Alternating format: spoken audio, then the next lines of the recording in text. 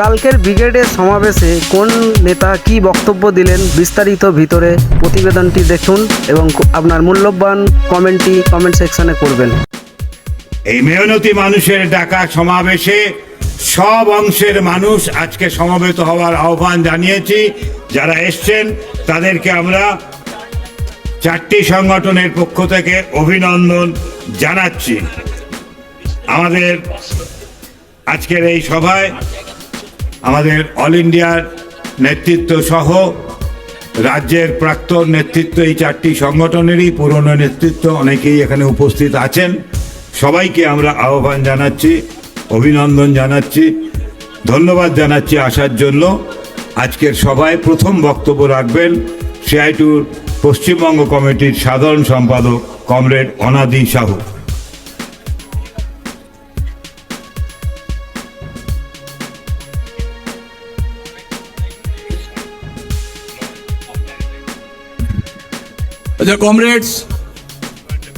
Comrade সভাপতি মণ্ডলী, মঞ্চে উপস্থিত নেতৃবৃন্দ,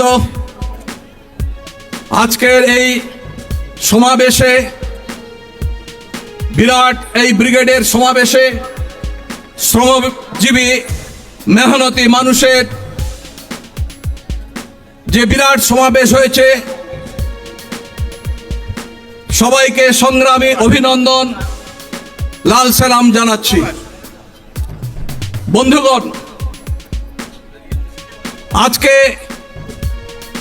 আমাদের রাজ্যের শ্রমিক, কৃষক, ক্ষেত মজুর, বস্তি উন্নয়ন সমিতির পক্ষ থেকে এই ঐতিহাসিক শ্রমজীবী মানুষের সমাবেশ আমরা ব্রিগেড প্যারেড গ্রাউন্ডে ডেকেছি। আমাদের দেশের স্বাধীনতার পরে শ্রমিক, কৃষক, ক্ষেত মজুর, বস্তিবাসী মেহনতি মানুষের এই ধরনের সমাবেশ অতীতে আমরা কোনোদিন ডাকিনি। আজকে গোটা দেশে একটা ভয়ঙ্কর পরিবেশ আজকে তৈরি হয়েছে। দেশে গভীর সংকট, কেন্দ্রে নরেন্দ্র মোদী সরকার, এই সরকার আমাদের দেশের পুঁজিপতি ধনিক শ্রেণীর সাথে জোটবদ্ধ হয়ে আমাদের দেশের শ্রমজীবী সাধারণ মানুষের ওপরে ভয়ঙ্কর আক্রমণ নামিয়ে এনেছে।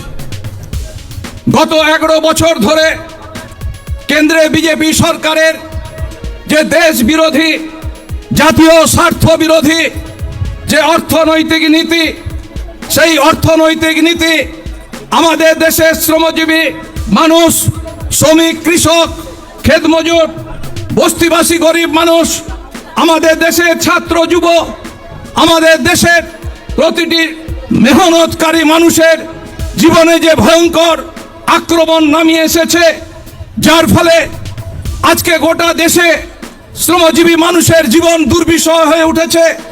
আকাশ ছোঁয়া মূল্য বৃদ্ধি, তীব্র বেকারি, আজকে গোটা দেশে আপনারা দেখছেন যে তীব্র দরিদ্রের বৈষম্য, আজকে ক্ষুধা, আমাদের দেশে দারিদ্রের নিরন্ন মানুষের সংখ্যা বাড়ছে। গোটা দেশের মানুষের জীবন জীবিকা আজকে অসহনীয় হয়ে উঠেছে এবং শুধুমাত্র দেশের স্বনির্ভর অর্থনীতি আক্রান্ত নয়, আক্রান্ত আমাদের দেশের রাষ্ট্রায়ত্ত শিল্প কলকারখানা, আমাদের দেশের শ্রমজীবী মেহনতি মানুষের অধিকার, আমাদের বাঁচবার অধিকার, আমাদের কাজের অধিকার, আমাদের খাদ্যের অধিকার, আমাদের শিক্ষার অধিকার, আমাদের স্বাস্থ্যের অধিকার, আজকে সমস্ত অধিকার ওরা কেড়ে নিতে চাইছে। আমাদের রাষ্ট্রায়ত্ত ব্যাংক, বিমা, আমাদের যে সমস্ত কয়লা খনি, ইস্পাত কারখানা, আমাদের বন্দর, আমাদের দেশের যা কিছু আমাদের জাতীয় সম্পদ, আমাদের দেশের স্বাধীনতার পরে আমাদের রক্ত, ঘাম, পরিশ্রমে, আমাদের জনগণের অর্থে যে সম্পদ আমরা তৈরি করেছি, যা আমাদের দেশের স্বনির্ভর অর্থনীতির মেরুদণ্ড, সেই সমস্ত কিছু আজকে আদানি আম্বানি পুঁজিপতি দেশি বিদেশি পুঁজিপতিদের হাতে ওই কেন্দ্রের বিজেপি, ওই নরেন্দ্র মোদী সরকার তুলে দিচ্ছে। দেশের জনগণের সাথে, দেশের মানুষের সাথে বেইমানি করে, বিশ্বাসঘাতকতা করে। শুধু তাই না, একদিকে উদার অর্থনীতির আক্রমণ, মানুষের জনজীবন বিপর্যস্ত, আর একদিকে হচ্ছে বিভাজনের রাজনীতি, সাম্প্রদায়িকতা। গোটা দেশে হিন্দু মুসলমান, গোটা দেশে মানুষের মধ্যে বিভাজন তৈরি করার যে ঘৃণ্য চক্রান্ত আরএসএস বিজেপি সংঘ পরিবার করছে, এবং যার পরিণতিতে আজকে গোটা দেশে আপনারা দেখছেন যে মেরুকরণের রাজনীতি, গোটা দেশে আপনারা দেখছেন মানুষের মধ্যে অনৈক্য। তাকিয়ে দেখুন মুর্শিদাবাদ, তাকিয়ে দেখুন আজকে পশ্চিম বাংলার, আজকে গোটা দেশে এই সাম্প্রদায়িক বিভাজনকারী বিজেপি আরএসএস, আজকে তার সাথে তৃণমূল কংগ্রেস, আজকে গোটা রাজ্যে একটা ভয়ঙ্কর পরিবেশ আজকে তৈরি করার চেষ্টা করছে, যার পরিণতি হচ্ছে মুর্শিদাবাদ, যার পরিণতি হচ্ছে শামশেরগঞ্জ, যার পরিণতি হচ্ছে আজকে পশ্চিম বাংলায় দাঙ্গা, আজকে সাম্প্রদায়িক উত্তেজনা তৈরি করার চক্রান্ত চলছে। তার সাথে আক্রান্ত আমাদের দেশের যে যুক্তরাষ্ট্রীয় কাঠামো, আমাদের দেশের সংবিধান, আমাদের দেশের ধর্মনিরপেক্ষ রাষ্ট্রীয় নীতি, আমাদের বহুত্ববাদী সংস্কৃতি, আমাদের দেশের মানুষের ঐক্য। শুধু তাই না, গোটা দেশের বিচার ব্যবস্থা, আমাদের দেশের যে গোটা নির্বাচন কমিশন, আমাদের দেশের যে সমস্ত প্রতিষ্ঠানগুলো, এই যে যুক্তরাষ্ট্রীয় ব্যবস্থা, ধর্মনিরপেক্ষ রাষ্ট্রীয় কাঠামো, যা আমাদের দেশের 70-75 বছর ধরে আমরা গড়ে তুলেছি, আজকে আরএসএস বিজেপি আজকে তারা চক্রান্ত করে সেগুলোকে ভেঙে ফেলছে। সেখানে বিজেপি আরএসএস এর অনুগামীদের ঢোকানো হচ্ছে, এবং গোটা দেশে আজকে স্বৈরতন্ত্র ফ্যাসিবাদ আজকে মাথা তুলছে। আজকে শুধুমাত্র সংখ্যালঘুরা আক্রান্ত তা না, আজকে শ্রমজীবী মেহনতকারী মানুষ থেকে শুরু করে আমাদের দেশের বিরোধী রাজনৈতিক দল, আমাদের সাংবাদিকতা, আমাদের দেশের স্বাধীন বুদ্ধিজীবী, আমাদের ছাত্র যুব, আজকে বিশ্ববিদ্যালয়ের ছাত্র, আজকে কলেজ বিশ্ববিদ্যালয়ের ছাত্ররা, আজকে তাদের উপরেও আজকে সংঘ পরিবার আজকে আক্রমণ নামিয়ে এনেছে। তাকিয়ে দেখুন দিল্লির দিকে, তাকিয়ে দেখুন ওই আমাদের রাজ্যে যাদবপুরের দিকে, তাকিয়ে দেখুন প্রেসিডেন্সির দিকে, তাকিয়ে দেখুন গোটা রাজ্যে, গোটা দেশে কিভাবে সংঘ পরিবার আজকে মানুষের মধ্যে আজকে বিভাজন, মানুষের মধ্যে আজকে হিংসা, মানুষের মধ্যে আজকে যেভাবে তারা তাদের সংগঠনের, তাদের চিন্তা ভাবনার মধ্য দিয়ে গোটা দেশকে বিষাক্ত পরিবেশ তারা তৈরি করছে। এর মধ্য দিয়ে আজকে আমাদের দেশের যে ধর্মনিরপেক্ষতা, আমাদের দেশের মানুষের ঐক্য, শ্রমজীবী মানুষের ঐক্য, শ্রমিক কৃষকের ঐক্য আজকে ভয়ঙ্করভাবে বিপদাপন্ন। এরকম একটা পরিস্থিতির মধ্যে আমাদের আজকে এই ব্রিগেডের সমাবেশ ডাকতে হয়েছে, যে উদার অর্থনীতির এই ভয়ঙ্কর আক্রমণ, দেশ বিরোধী, জাতীয় স্বার্থ বিরোধী কেন্দ্রীয় সরকার নরেন্দ্র মোদী সরকারের যে নীতি, এই নীতিকে প্রতিহত করতে হবে। এই সাম্প্রদায়িক বিজেপির যে হিংসা, তার যে মানুষে মানুষে বিভেদ তৈরি করার রাজনীতি, সেই রাজনীতিকে পরাজিত করতে হবে। আর নয়া ফ্যাসিবাদী যে বিপদ আজকে মাথা তুলছে ভারতবর্ষের রাজনীতিতে, ভারতবর্ষের সমাজে, সেই শক্তিকে পরাজিত করতে হবে। একইভাবে আমাদের রাষ্ট্রায়ত্ত শিল্প কলকারখানাকে রক্ষা করতে হবে। আমাদের রাজ্যে যে সমস্ত কলকারখানা আজকে আছে ভয়ঙ্করভাবে আক্রান্ত, আমাদের চা বাগান, আমাদের চটকল, আমাদের রাজ্যের কয়লা খনি, ইস্পাত কারখানা, আমাদের রাজ্যে যে সংগঠিত অসংগঠিত ক্ষেত্রে লক্ষ লক্ষ কোটি কোটি শ্রমজীবী মানুষ আজকে একইভাবে তারা আক্রান্ত। কারণ গত 14 বছর ধরে রাজ্যে যে সরকারটা চলছে, একটা দুর্নীতিগ্রস্ত, স্বৈরাচারী, একটা ফ্যাসিবাদী, একটা জনবিরোধী সরকার। এই সরকার আজকে দেশে গত 14 বছর ধরে রাজ্যে সন্ত্রাস, গুন্ডামি, লুটে রাজত্ব কায়েম করেছে। আজকে যখন আমরা এই সভা করছি, তখন 26,000 শিক্ষকের চাকরি চলে গেছে। আমরা যখন এই মিটিং করছি, সভা করছি, তখন আরো 32,000 শিক্ষকের চাকরি ঝুলে আছে। আমরা যখন এই সভা করছি, তখন আমাদের রাজ্যে লক্ষ লক্ষ ছাত্র যুবরা, তারা শিল্প নেই, কাজ নেই, আজকে পরিযায়ী শ্রমিক হিসাবে অন্য রাজ্যে আজকে কাজ করতে রাজ্য ছেড়ে চলে যাচ্ছে। গোটা রাজ্যে আজকে দুর্নীতি, লুট, সন্ত্রাস, তৃণমূলের নেতৃত্বে গোটা রাজ্যের অগ্রগতি স্তব্ধ হয়ে গেছে। একটা ভয়ঙ্কর পরিস্থিতি আজকে তৈরি হয়েছে। এই পরিস্থিতির মধ্যে আরো ভয়ঙ্কর বিপদ হচ্ছে যে আজকে কেন্দ্রীয় সরকার, এই সরকারের নীতির কারণে আজকে জিনিসপত্রের দাম হু হু করে বেড়েছে। 50 বছরের মধ্যে সর্বোচ্চ বেকার সৃষ্টি হয়েছে এই সরকারের নীতির কারণে। একদিকে গরিব মানুষ, তাদের রুজি রোজগার বাড়ছে না, তাদের আয় বাড়ছে না। কলকারখানাতে শ্রমিক, স্থায়ী কাজে অস্থায়ী শ্রমিক নিযুক্ত হচ্ছে। যেখানে পার্মানেন্ট চাকরি, সেখানে কন্ট্রাকচুয়াল, ক্যাজুয়াল। একজন স্থায়ী শ্রমিকের যেখানে 30,000, 40,000 টাকা মজুরি হতো, সেখানে 8,000, 10,000 টাকায় কন্ট্রাকচুয়াল, ক্যাজুয়াল শ্রমিক নিযুক্ত হচ্ছে গত 20 বছর, 30 বছর ধরে রাজ্যে এবং গোটা দেশে সেই 90-এর দশক থেকে আমরা দেখেছি যে কিভাবে উদার অর্থনীতির আমদানির সাথে সাথে আমাদের দেশে শ্রম আইন ভঙ্গ মালিকেরা করতে শুরু করলো, স্থায়ী কাজে অস্থায়ী শ্রমিক নিযুক্ত শুরু হলো। আজকে কেন্দ্রীয় সরকারের দপ্তরে, আজকে রাজ্য সরকারের দপ্তরে, আজকে সমস্ত রাষ্ট্রায়ত্ত শিল্প কলকারখানায় আজকে কন্ট্রাকচুয়াল অস্থায়ী শ্রমিক ভর্তি হয়ে গেছে। কম মজুরিতে শ্রমিকরা কাজ করতে বাধ্য হচ্ছে। প্রায় 70% আজকে কলকারখানার শ্রমিক হচ্ছে অস্থায়ী, কন্ট্রাকচুয়াল, ক্যাজুয়াল। এই পরিস্থিতির মধ্যে আজকে কেন্দ্রীয় সরকার মালিক শ্রেণীর মুনাফা আরো বৃদ্ধি করার জন্য, শ্রমজীবী মানুষের উপরে আরো তীব্র আক্রমণ নামিয়ে আনার জন্য দেশের শ্রম কোড লাগু করতে চলেছে। আমাদের দেশের স্বাধীনতার আগে থেকে 1926 সাল থেকে যখন ব্রিটিশরা আমাদের ভারতবর্ষ শাসন করত, যখন আমাদের এই দেশ ব্রিটিশ পুঁজিপতিরা ছিল, সেই সময় আমাদের দেশে 1926 সালে যে শ্রম আইন ভারতবর্ষের শ্রমিক শ্রেণীকে ট্রেড ইউনিয়ন করার অধিকার দিয়েছে, ধর্মঘট করার অধিকার দিয়েছে, দাবি সনদ পেশ করার অধিকার দিয়েছে, আজকে নরেন্দ্র মোদী সেই অধিকার কেড়ে নিতে চাইছে।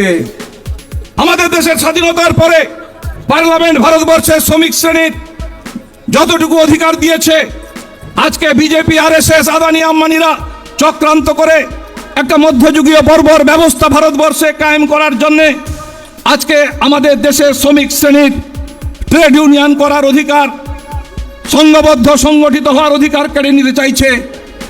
এবং শ্রম কোড লাগু করা হয়েছে। যখন গোটা দেশে, যখন লকডাউন ছিল, গোটা দেশে যখন মানুষ ঘর থেকে বেরোতে পারতো না, পার্লামেন্টে বিরোধী শূন্য অবস্থায় চোরের মতো নরেন্দ্র মোদী সরকার এই শ্রমিক বিরোধী, দেশ বিরোধী, জাতীয় স্বার্থ বিরোধী লেবার কোড তৈরি করেছে। এই লেবার কোডকে অবিলম্বে বাতিল করতে হবে। এই দাবিতে আগামী 20শে মে গোটা দেশে ধর্মঘট হবে। কেন্দ্রের সমস্ত শ্রমিক সংগঠন তারা ঐক্যবদ্ধভাবে এই শ্রম কোডকে প্রতিরোধ করতে হবে সিদ্ধান্ত করেছে। আমরা নরেন্দ্র মোদীকে হুঁশিয়ারি দিতে চাই, আগুন নিয়ে নরেন্দ্র মোদী খেলবেন না। আমরা সাম্রাজ্যবাদের বিরুদ্ধে 200 বছর লড়াই করে দেশের স্বাধীনতা অর্জন করেছি। আমরা লড়াই করে শ্রমিক শ্রেণী যে অধিকার অর্জন করেছে, সেই অধিকার আমরা ছাড়ব না। আজকে যদি শ্রম কোড লাগু হয়, তাহলে 8 ঘন্টা কাজের অধিকার থাকবে না, 12 ঘন্টা 14 ঘন্টা কাজ করতে হবে। মিনিমাম ওয়েজের অধিকার থাকবে না। আজকে মালিকরা যা ইচ্ছা তাই দেবে, শ্রমিকদের বাঁচার মতো মজুরি শ্রমিকরা পাবে না। সমকাজে সমবেতন বলে কিছু থাকবে না, স্থায়ী কাজে স্থায়ী চাকরি বলে কিছু থাকবে না। এই শ্রম কোড লাগু হওয়ার সাথে সাথে আমাদের দেশের 75% শ্রমিক যারা বিভিন্ন কলকারখানায় কাজ করছে তারা ভারতবর্ষের শ্রম আইনের বাইরে চলে যাবে। আর রিক্সাওয়ালা, ঠেলাওয়ালা, হকার, মুটিয়া, গরিব মানুষ যারা অসংগঠিত ক্ষেত্রে যারা জাতীয় সম্পদ তৈরি করে, শুধুমাত্র সংগঠিত ক্ষেত্রে শ্রমিক কর্মচারী নয়, অসংগঠিত শ্রমিকরাও আমাদের দেশ গড়েছে, আমাদের দেশের জন্য লড়াই করেছে, জীবন দিয়েছে, তাদের জন্য সামাজিক সুরক্ষার কোনো ব্যবস্থা থাকছে না। একটা ভয়ঙ্কর ব্যবস্থা। এবং আগামী দিনে ট্রেড ইউনিয়ন করলে ট্রেড ইউনিয়নের নেতৃত্ব তারা যদি ধর্মঘট করেন, মিছিল করেন, মিটিং করেন, তাহলে তাদের জেলে পড়া হবে, তাদের পুলিশ গ্রেফতার করবে এবং মালিকরা, শ্রম দপ্তর, শ্রমিক নেতাদের তারা জামিন অযোগ্য ধারায় তারা ডায়েরি করবেন। গোটা দেশের শ্রমিক শ্রেণীকে কার্যত শৃঙ্খলিত করে একটা মধ্যযুগীয় বর্বর ব্যবস্থা কায়েম করার চক্রান্ত হচ্ছে। আমরা ভারতবর্ষের শ্রমিক শ্রেণীর জিনিস মেনে নিতে পারি না। তাই ভারতবর্ষের সমস্ত কেন্দ্রীয় শ্রমিক সংগঠন আমরা ঐক্যবদ্ধ হয়েছি। গোটা দেশের কৃষক সংগঠনগুলো আমাদের সমর্থন করেছে।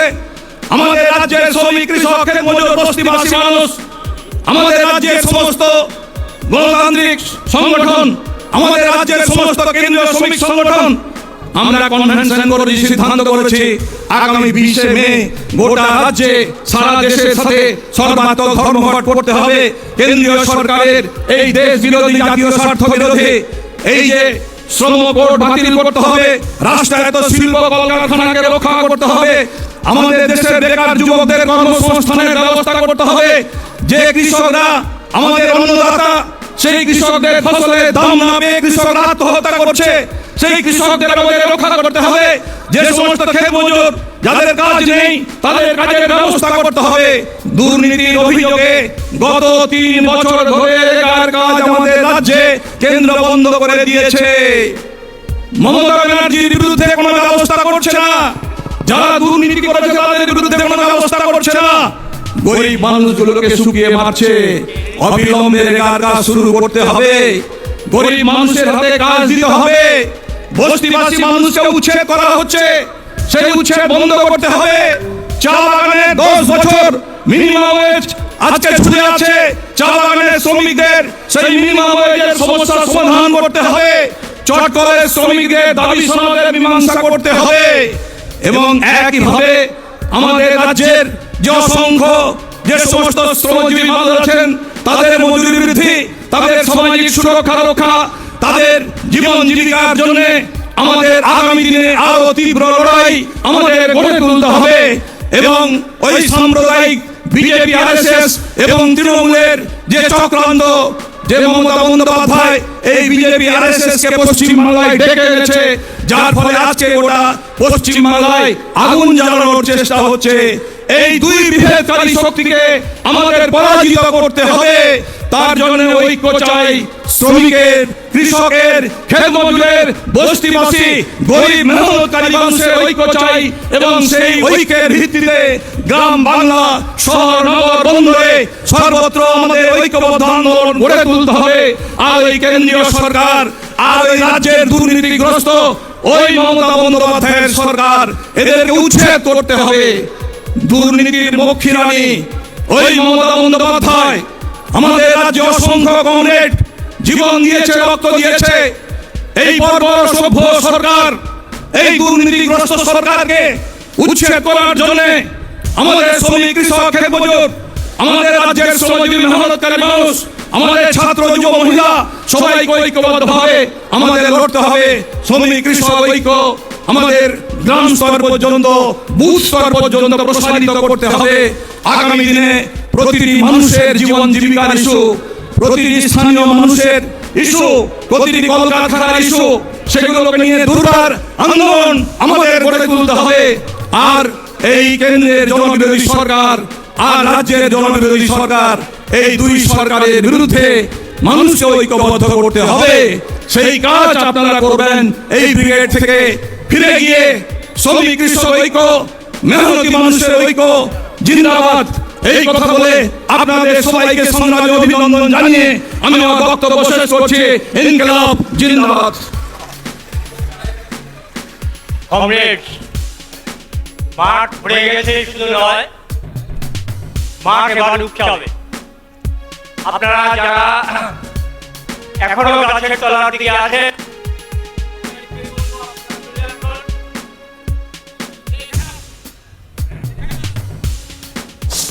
হ্যালো হ্যালো হ্যালো,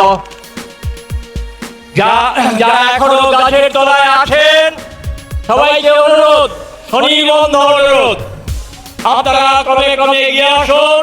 অসংখ্য মিছিল ঢুকছে, দক্ষিণ থেকে ঢুকছে, পূব থেকে ঢুকছে, উত্তর থেকে ঢুকছে।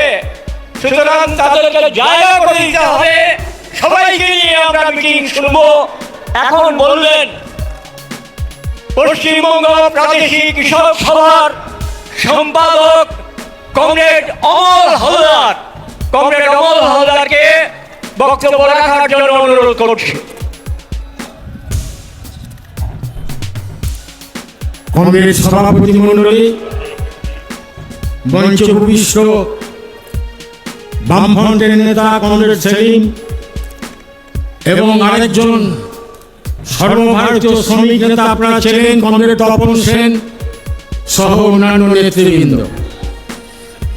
আজ থেকে 27 বছর আগে এই ব্রিগেড প্যারেড গ্রাউন্ডে একটা সমাবেশ হয়েছিল কৃষক সভার ডাকে। সেটা ছিল তেভাগার 50তম বর্ষ উপলক্ষে সেই সমাবেশ। সেদিন যারা বক্তব্য রেখেছিলেন প্রকৃতির কারণে আজকে তারা কেউ বেঁচে নেই, কিন্তু তারাই শিক্ষা দিয়েছিলেন। তেভাগার আন্দোলন, যে আন্দোলনের প্রধান স্লোগান ছিল একটা মানুষ, একটা লাঠি আর একটা টাকা। এই স্লোগানকে সামনে রেখে যুক্ত বাংলায় বিশাল কৃষক আন্দোলন গড়ে উঠেছিল। বন্ধুগণ, সব থেকে আজকে ভাবার বিষয়টা কোথায় জানেন? সেই তেভাগা আন্দোলন আমাদের দেশের সাম্প্রদায়িক দাঙ্গাকে রুখে দিয়েছিল। যদি গরিব মানুষ, সমস্ত স্তরের মানুষ যদি আমরা ঐক্যবদ্ধ হই শ্রেণীগতভাবে, তাহলে দাঙ্গা ঠেকানো যায়। সেটা থেকে গিয়েছিল, শিখিয়ে দিয়েছিল তেভাগা আন্দোলন। বন্ধুগণ, আজকে এই অবস্থায় চলছে গোটা পশ্চিমবঙ্গের কৃষক সমাজ একটা মারাত্মক সংকটের জায়গায়। আজকে ধানের দাম নেই, আজকে আলু চাষি ভবিষ্যৎ কি হবে তারা কেউ জানে না। পাট 9,000 টাকা উৎপাদন খরচ, এবছর বিক্রি হচ্ছে 5,000 টাকা। সবজি চাষি মাথায় হাত। বন্ধুগণ, সব কৃষকের এটা বুঝতে পারছে না। আমাদের মুখ্যমন্ত্রী কিছুদিন আগে একটা কথা বলতেন যে পশ্চিম বাংলায় কৃষকদের আয় 3 গুণ বেড়ে গেছে। লজ্জা করে না এত মিথ্যা কথা বলতে? যারা কৃষক তারা বুঝছেন কি ভয়ঙ্কর অবস্থার মধ্যে পড়েছে। দিনায় বিক্রি যাচ্ছে কৃষক, গোপনে গোপনে জমি বন্ধক দিতে হচ্ছে। মাইক্রো ফিন্যান্স, তার উৎপাদ মারাত্মক, 20 থেকে 25% সুদের টাকা দিচ্ছেন। ঘর বাড়ি ছেড়ে রাতের অন্ধকারে চলে যেতে বাধ্য হচ্ছে। এটাই তো বাস্তব। গোটা পশ্চিমবঙ্গের মাটিতে আজকে কেউ কোনো ফসলের দাম নেই। আজকে প্রত্যেকটি ক্ষেত্রে উৎপাদনের উপকরণের দাম প্রচুর। সারের দাম চচ্চর করে বাড়ছে, বীজের দাম বাড়ছে, আবার পেট্রোল ডিজেলের দাম বাড়লো। আগামী দিনে আসছে প্রিপেড স্মার্ট মিটার। মাঠে সাবমার্সিবল চলবে না, পারবেন না চালাতে। কি হবে? গোটা পশ্চিমবঙ্গে একটা ভয়ঙ্কর অবস্থার দিকে যাচ্ছে। বন্ধুগণ, আমরা তো কৃষক সমাজের কাছে বারে বারে এই কথাই বলি, আজকে লড়াই ছাড়া কোনো পথ নেই। আজকে জমি আন্দোলন করেছিলেন 769 সালে আমাদের তৎকালীন নেতারা। খাস জমি দখল করো, দখল রেখে চাষ করো। আমাদের নেতারা এই ব্রিগেড প্যারেড গ্রাউন্ডে দাঁড়িয়ে বলেছিলেন গোটা বাংলাকে কাঁপিয়ে দিতে হবে। হাজার হাজার মানুষ লাল ঝান্ডা নিয়ে মিছিল করে তারা জমি দখল করেছিলেন। নেতৃত্ব সেদিন বলেছিলেন পশ্চিম বাংলায় ছিল তো এই গ্রামের গরিব মানুষকে 12টি তলায় গিয়ে যে প্রচন্ড মারধর করা হতো, হাউ হাউ করে কাঁদতো তার স্ত্রী, তার মেয়ে, তার বাড়ি ছোটেরা, তারা বাঁচাবার চেষ্টা করতো, কেউ পারতো না, প্রচন্ড আক্রমণের শিকার হতো। সেদিন তারা ভাবতো আমাদের কি কেউ বাঁচাবার নেই, বাঁচাবার জন্য ছুটে এসেছিল এই লাল ঝান্ডা। লাল ঝান্ডা ঐক্যবদ্ধ করেছিল সমস্ত মানুষকে। জমির আন্দোলন হয়েছিল, 80 সালে মজুরি আন্দোলন হয়েছিল। বন্ধুগণ, আজকে কি দেখছেন? যাদের পাট্টা দিলাম বামফ্রন্টের আমলে, যারা বর্ডার রেকর্ড করলেন, আজকের পাট্টা রাখতে পারছেন? বর্ডার রেকর্ড রাখতে পারছেন? আজকে জমি কারা হচ্ছে? সেই জমি চলে যাচ্ছে কাদের কাছে? যে যোদ্ধাদের কাছ থেকে জমি কেড়েছিলাম, আজকে সেই যোদ্ধাদের কাছে জমি পৌঁছে দেওয়া হচ্ছে। কোথায় নেই? বর্ধমান জেলা, নদিয়া, মুর্শিদাবাদ, সমস্ত জায়গাতে লড়াই তো চলছে। পশ্চিম মেদিনীপুর একটা বড় ডেবরা, হাজার হাজার মানুষ বিএলও অফিসে ঘেরাও করে যে পাট্টা বাতিল করেছিল, সেই পাট্টা গরিবরা আবার নতুন করে পেয়েছেন। তাদের দলিল পর্চা সব কিছু লড়াই করলে পাওয়া যায়। আজকে জমির আন্দোলনে আমাদের কমরেড একটা ভূমিকা নিচ্ছেন, জমি দখল করতে দিচ্ছেন না। পশ্চিম বাংলায় আবার সেই রকম জাগরণ আমাদের ঘটাতে হবে। আমরা বলি একদিকে তো আমাদের অধিকারগুলো কাটছে, আর চুরি চুরি কেমন হচ্ছে তার নতুন করে আপনাদের কাছে বলবো না। কি হবে আপনারা তো সব ভালো করে বোঝেন। একটা জানেন, আমাদের দেশের আদিবাসী যাদের তারা পাচ্ছে না শিডিউল ট্রাইব, তাদের সার্টিফিকেট, যারা আদিবাসী তাদের সব জানেন টাকার বিনিময়ে কিভাবে আদিবাসীদের সার্টিফিকেট দেওয়া হচ্ছে আপনি কল্পনা করতে পারবেন। আদিবাসী যাদের একটা হোস্টেল ছিল, পড়ার ব্যবস্থা ছিল, সব আস্তে আস্তে উঠে যাচ্ছে। গ্রামের গরিব ঘরের মানুষ কি ভাবেন? আপনার ছেলে স্কুলে পড়তে পারবে? একই তো উঠে গেছে পড়াশোনা, তারপর আবার গোদের উপর 20 পড়ার মতো আবার 26,000 চাকরি চলে গেল। যারা যোগ্য শিক্ষক হাওয়া করে কাঁদছে। কার্যত মমতা ব্যানার্জি অযোগ্য শিক্ষকদের বাঁচাবার জন্য যোগ্য শিক্ষকদের বলি দিলেন। আমাদের প্রশ্ন, হে কৃষক পরিবারের সন্তান, তোমার সন্তান আগামী দিনে কোথায় পড়বে তুমি ভেবে নাও। আবার আসছে সেই নিরক্ষরতা, আবার আসছে সমস্ত ক্ষেত্রে একটা অন্ধকার চেহারা। প্রত্যেকটা গ্রামে গ্রামে মদের দোকান, গ্রাম পঞ্চায়েত ভিত্তিক। আপনার পড়াশোনা হবে না, আপনার ছেলে মদ খেয়ে মাথা হয়ে ঘুরে বেড়াবে। আপনি চান সেই জায়গায় মমতা ব্যানার্জি নিয়ে যাওয়ার চেষ্টা করছেন। এই পশ্চিমবঙ্গ আজকে আমরা বাঁচতে পারবো না। যারা একটু ভাবনা চিন্তা করেন তাদের উদ্দেশ্যে আমি বিশ্বাস করে বলি, আপনি জানেন এই পশ্চিমবঙ্গে ক্রমশ উৎপাদনশীলতা ব্যাপকভাবে কমে যাচ্ছে। ধান উৎপাদনে বামফ্রন্ট যে বছর চলে যায় 11 সাল, সে বছর ধান উৎপাদনে ছিলাম প্রথম। এখন কি হয়েছে জানেন?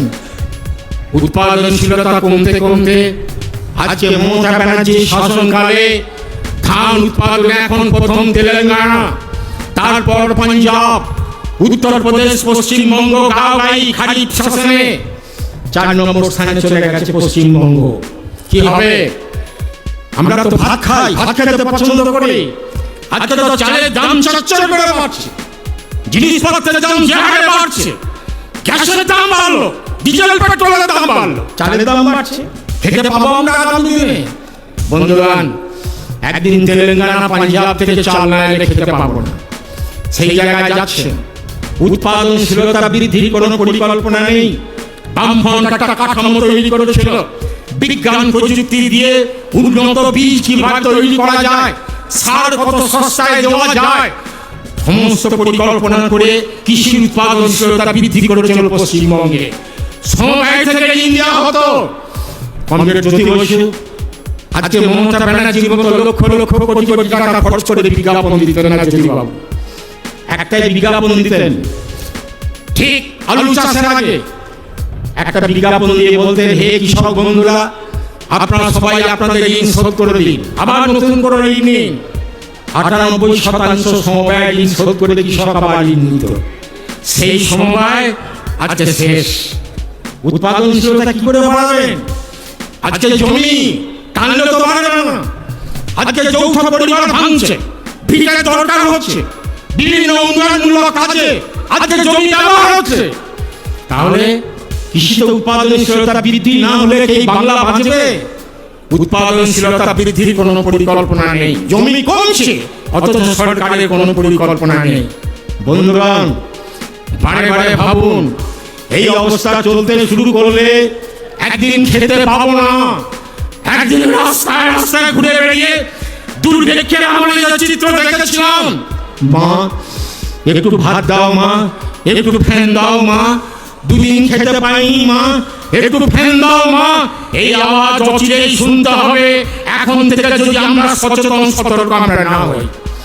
তারপর কেন্দ্র সরকার, উনি তো সব ব্যবস্থাটা ধ্বংস করার জন্য এগিয়ে আসছেন।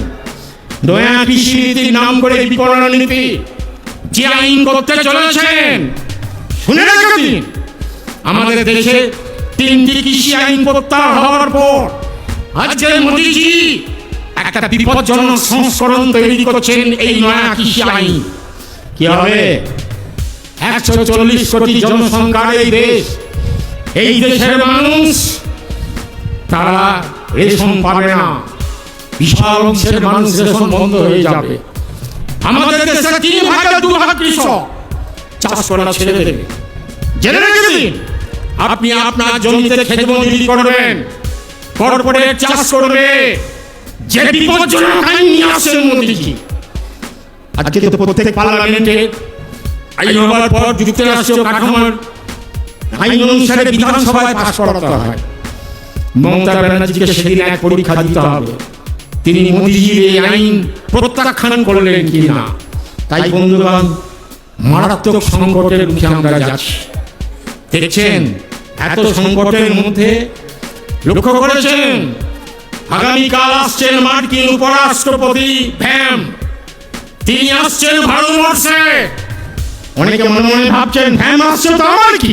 আপনি জানেন আমেরিকার কৃষি পণ্য অবাধে ভারতবর্ষে ঢুকবে, অবাধে ঢুকবে। আপনি তো একই ফসলের দাম পাচ্ছেন না। ধানের দাম আপনাকে নির্ভর করতে হয় ফরেদের কাছে, পান না, সব ফসলের দাম নেই। এরপর যদি আমেরিকার কৃষি পণ্য অবাধে ভারতবর্ষে ঢোকে, আপনার ফসলের কি হবে? আর এখান থেকে যেসব ফসলগুলো আমেরিকায় যাবে তার জন্য চড়া শুল্ক দিতে হবে। কি হবে বন্ধুগণ?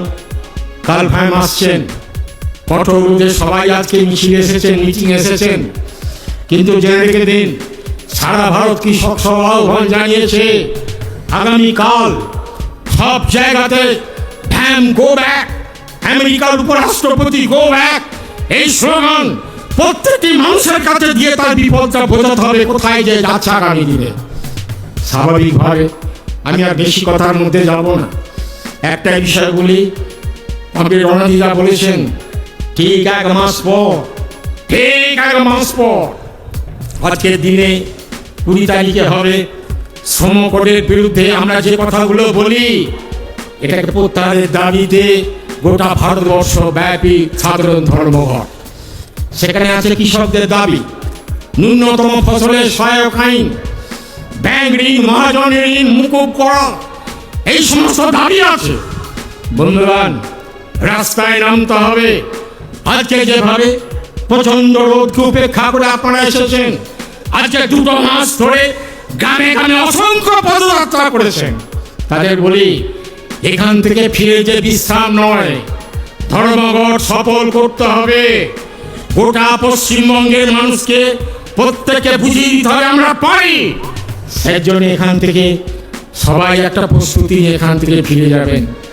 শেষ কথা বলি, কমরেড, অনেক কিছু সংগ্রাম আন্দোলনের পর অনেক সময় আমাদের মধ্যে নানা রকম প্রভাব পড়ে। 1971 সালে এই মে মাসের দিনে, 1 মে, আজও মনে পড়ে, আমরা তখন ছোট ছেলে, দূরে দাঁড়িয়ে বক্তৃতা শুনেছিলাম। কমরেড পিটি রঞ্জিবে, জ্যোতি বসু, প্রমোদ দাশগুপ্ত, হরেকৃষ্ণ কোনার। হরেকৃষ্ণ কোনারের শেষ 2 লাইন আজও ভুলতে পারি না। তিনি বলেছিলেন, কমরেড, সংগ্রাম আন্দোলনের মধ্যে থাকুন। শত্রু পক্ষকে, বিরোধী পক্ষকে পরাস্ত করতে হবে। লড়াইয়ের ময়দানে থাকুন। লড়াই শেষ হবার পর সেই সময় আক্ষেপ করে লাভ নেই। যদি এই কথা বলি, সেদিন আমি প্রস্তুত ছিলাম না। কমরেড হরকেশ সোগার বলেছিলেন, সেদিন আমি প্রস্তুত ছিলাম না। এই শব্দ যাতে কাউকে উচ্চারণ করতে না হয়, সেই প্রস্তুতি এখন থেকে ঘরে ঘরে গড়ে তুলুন। প্রস্তুত হতে হবে। লড়াই চাই। গোটা পশ্চিমবঙ্গকে বুঝিয়ে দিতে হবে শ্রমিক কৃষক আন্দোলনের আজকে ঐতিহাসিক ব্রিগেড। এই ব্রিগেডে দাঁড়িয়ে এখান থেকে সবাই এই আত্মবিশ্বাস নিয়ে ফিরে যাবেন। লড়াইয়ের ময়দানে নেমে সাম্প্রদায়িক শত্রু থেকে শুরু করে সব শত্রুকে আমরা পরাজিত করব। সেই আত্মবিশ্বাস নিয়ে আপনারা ফিরে যাবেন, এই আহ্বান জানিয়ে আপনাদের প্রত্যেককে, কষ্ট করে যারা এসেছেন, বক্তব্য শুনছেন, তাদের সবাইকে অভিনন্দন জানিয়ে আমি আমার কথা এখানেই শেষ করছি। ইনকলাব জিন্দাবাদ। বন্ধুগণ, ইতিমধ্যে আপনাদের কাছে ঘোষণা করা হয়েছিল মুর্শিদাবাদের সাম্প্রদায়িক সংঘর্ষে দাঙ্গা ঠেকাতে গিয়ে যারা শহীদ হয়েছেন এবং পরিযায়ী শ্রমিক যিনি নিহত হয়েছেন, এই সমস্ত পরিবারের সাহায্যের জন্য আমাদের কমরেডরা আপনাদের কাছে যাচ্ছেন। মুক্ত হস্তে দান করুন, যা পারবেন দান করুন। বাঁচাতে হবে এই পরিবারগুলোকে। এ দায় দায়িত্ব আমাদের সবার। এখন আপনারা জানেন এই ব্রিগেডের সমাবেশ হলো অভিমুখ পাল্টানোর সমাবেশ। যে অভিমুখে চলছে বাংলা, দাঙ্গাবাজ আর তোলাবাজদের অভিমুখে, লড়াইয়ের অভিমুখকে প্রতিষ্ঠিত করবার জন্য এই ব্রিগেড।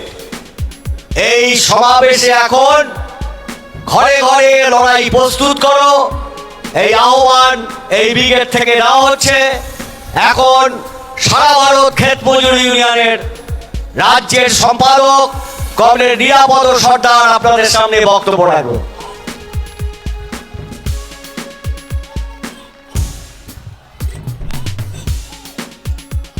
কমরেড সভাপতি মণ্ডলী, কমরেড বন্ধুগণ, আমাদের রাজ্যের বিভিন্ন জেলা থেকে একেবারে নিচ থেকে লড়াই সংগ্রাম করতে করতে যারা আজকের ব্রিগেড পর্যন্ত পৌঁছেছেন, তাদের সকলকেই বিপ্লবী অভিনন্দন জানাচ্ছি।